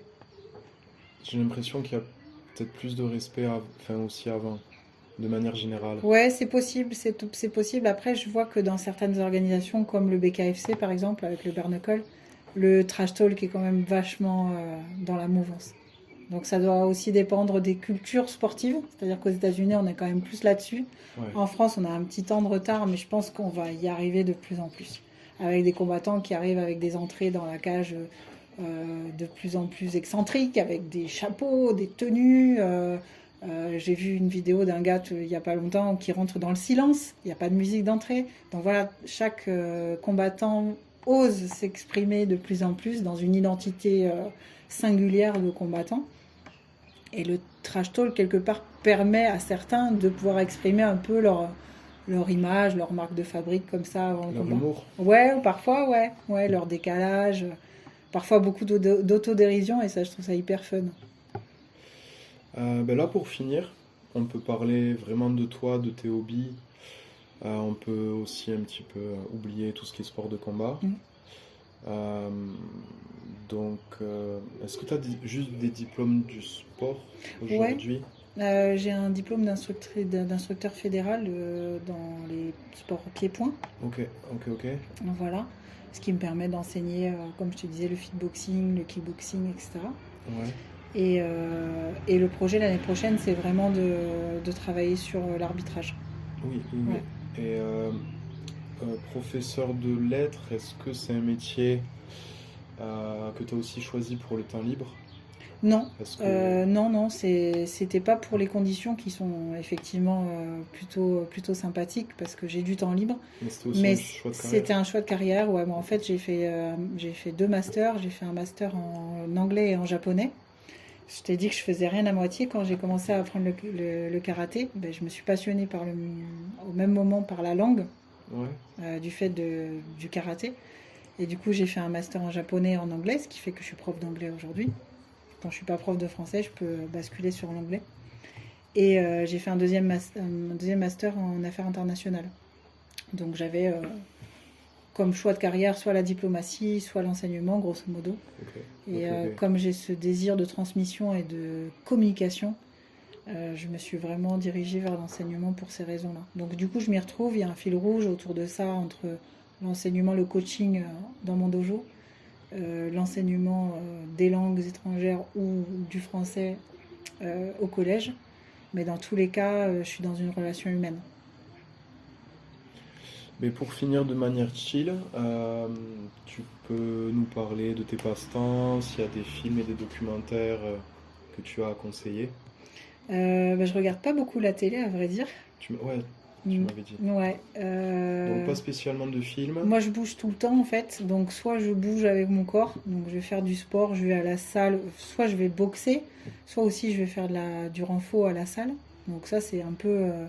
Quand moi, je sais pas quoi faire, tu vois, c'est quand j'ai du temps libre, c'est ça que j'aime faire. C'est ce qui fait qu'en fait, aujourd'hui, j'apprécie vraiment ce qui m'arrive, c'est que je suis pas professionnelle pour gagner de la thune avec le sport. Ouais, Aujourd'hui, moi, quand je sais pas quoi faire, ça reste mon hobby d'aller faire du ouais, sport. c'est ta passion, Tu c'est vois? Donc ça fait toute la différence. ton plaisir. Ouais, je pense que quand on bascule en mode, même pour le coaching, c'est le cas, je pense qu'on bascule dans une sphère où ça devient obligatoire parce que ça devient professionnel, mais dans le sens obligatoire et négatif du terme, ben on finit par ne plus vraiment kiffer ce qu'on fait. Aujourd'hui, moi, je suis pas dans ça. La dimension professionnelle ne change pas le fait que quand j'ai du temps libre, ce que j'ai envie de faire, c'est du sport, tout simplement. Après, si j'ai une lecture à conseiller, ben, Des livres à conseiller, des ouais. livres à conseiller, bah, Tu peux citer les copains. ouais, je peux peut-être citer celui de Tom Duquesnoy que j'ai à la maison, qu'on a sorti tout à l'heure là, qui est plutôt inspirant parce que c'est un combattant que j'ai regardé évoluer ces dernières années et qui a montré tout le panel en fait, justement qu'une personne pouvait avoir. Parfois, on a tendance à réduire un peu les sportifs à uniquement un champ de compétences. Mais, par exemple, Tom Duquesnoy, c'est un gars qui a prouvé qu'en fait, il était à la fois créatif, artiste, physique, par ses performances MMA, et aussi un intellectuel qui sait raisonner et penser. Donc vraiment, c'est une personne qui, je trouve, est inspirante. Donc son livre peut être un des bouquins que je pourrais conseiller. Là, c'est un livre technique, mais voilà, en tout cas, son parcours et ce qu'il transmet de manière générale, c'est plutôt intéressant. Et après, ben, pourquoi pas Simone de Beauvoir, dont je citais une citation de tout à l'heure, bah, pour justement parler de liberté, tu vois, je te disais, on ne naît pas femme, on le devient. Bah, voilà, s'il y a un message que je veux transmettre et qui est perceptible et qui prend naissance dans l'œuvre de quelqu'un, bah, c'est peut-être l'œuvre de Simone de Beauvoir. L'ouvrage, c'est Le Deuxième Sexe, mais on peut regarder un peu dans tout ce qu'elle a écrit ou dit. C'est vraiment de dire qu'on construit son identité, on construit sa vie par rapport à ce qu'on fait, en fait, les démarches qu'on fait pour devenir libre ou pour kiffer sa vie, en fait. Et voilà, ça, c'est vraiment quelque chose que moi, j'applique pour ma vie et que j'aime à transmettre ou à partager pour ceux qui ont envie de voir la vie comme ça, en fait. Tu penses que c'est une lecture qui peut faire évoluer des hommes? Ouais, complètement. Parce que c'est vrai pour les hommes et les femmes en réalité. Comme je disais tout à l'heure, quand j'entends oh, t'as trop de chance d'être sportive professionnelle. Mais en fait, mais parce que les gars, ça fait 25 ans que je fais les mêmes gestes et que je m'en lasse pas. Et que je me lasse pas d'être fatiguée de faire les mêmes gestes. Et que quand je sers des brioches au Nutella à mes enfants, je suis comme tout le monde, j'ai envie d'en manger, mais que je me restreins. Et c'est tous ces efforts du quotidien qui font que, oui, j'ai eu la chance d'arriver là, mais c'est la chance que je me suis provoquée aussi. Donc ça, c'est valable pour les hommes et les femmes, de même que la liberté de penser qu'on peut être super performant physiquement autant qu'intellectuellement, et surtout émotionnellement. On en revient à ce que je disais tout à l'heure sur l'agressivité, et c'est valable pour toutes les émotions. Être en capacité de gérer ses émotions, c'est vraiment un truc humainement très intéressant, très important pour le fonctionnement de nos sociétés, et ça c'est valable pour les hommes et les femmes. Donc si on peut tous réfléchir là-dessus et essayer de s'améliorer là-dessus, je pense que on est sur un truc qui peut nous faire évoluer. Donc je note la recommandation lecture. Est-ce qu'on a parlé de tout? Ouais, je pense qu'on a fait le tour. Ok. Donc on a fait le tour. On a parlé de tous les sujets importants qui te tiennent à cœur, sportifs, moins sportifs. Ouais, tout à fait. Ouais, tu sais, le féminisme, je voulais parler de ça. Il y a plusieurs féminismes, il y a plusieurs paroles, pensées, Ouais. courants. Ouais. Des fois, c'est pas facile de comprendre les Non, c'est ça. revendications. Bon, voilà, pas en rentrant dans le détail, mais déjà, voilà, évoquer en fait, tu vois, toutes ces choses-là, mais tout en précisant que moi, quand je dis féminisme, je ne vois pas le féminisme comme quelque chose qui soit en opposition aux hommes. Je vois plutôt un truc où en fait chacun peut évoluer et garder sa propre identité, sa propre liberté et construire sa vie en fait sans s'opposer à l'autre. Ok. Mais pour les personnes là qui nous écoutent jusqu'au bout, qu'est-ce qu'on peut leur dire? Est-ce que tu as des questions pour eux? Quel retour t'aimerais de leur part en commentaire ou qu'est-ce qu'ils peuvent nous dire? Déjà, comme j'ai dit tout à l'heure, j'ai pas de haters et donc j'en profite pour remercier tous ces gens qui ont un esprit positif et qui me soutiennent en fait en permanence. Donc ça, c'est plutôt cool. Et puis peut-être de poser des questions ou d'échanger avec nous en rapport avec cette vidéo ou ce podcast sur ce qui fait que c'est pas toujours naturel d'imaginer une femme combattante professionnelle. Tu vois, moi ça c'est des trucs même si je suis dans cette posture-là, qui me questionnent toujours.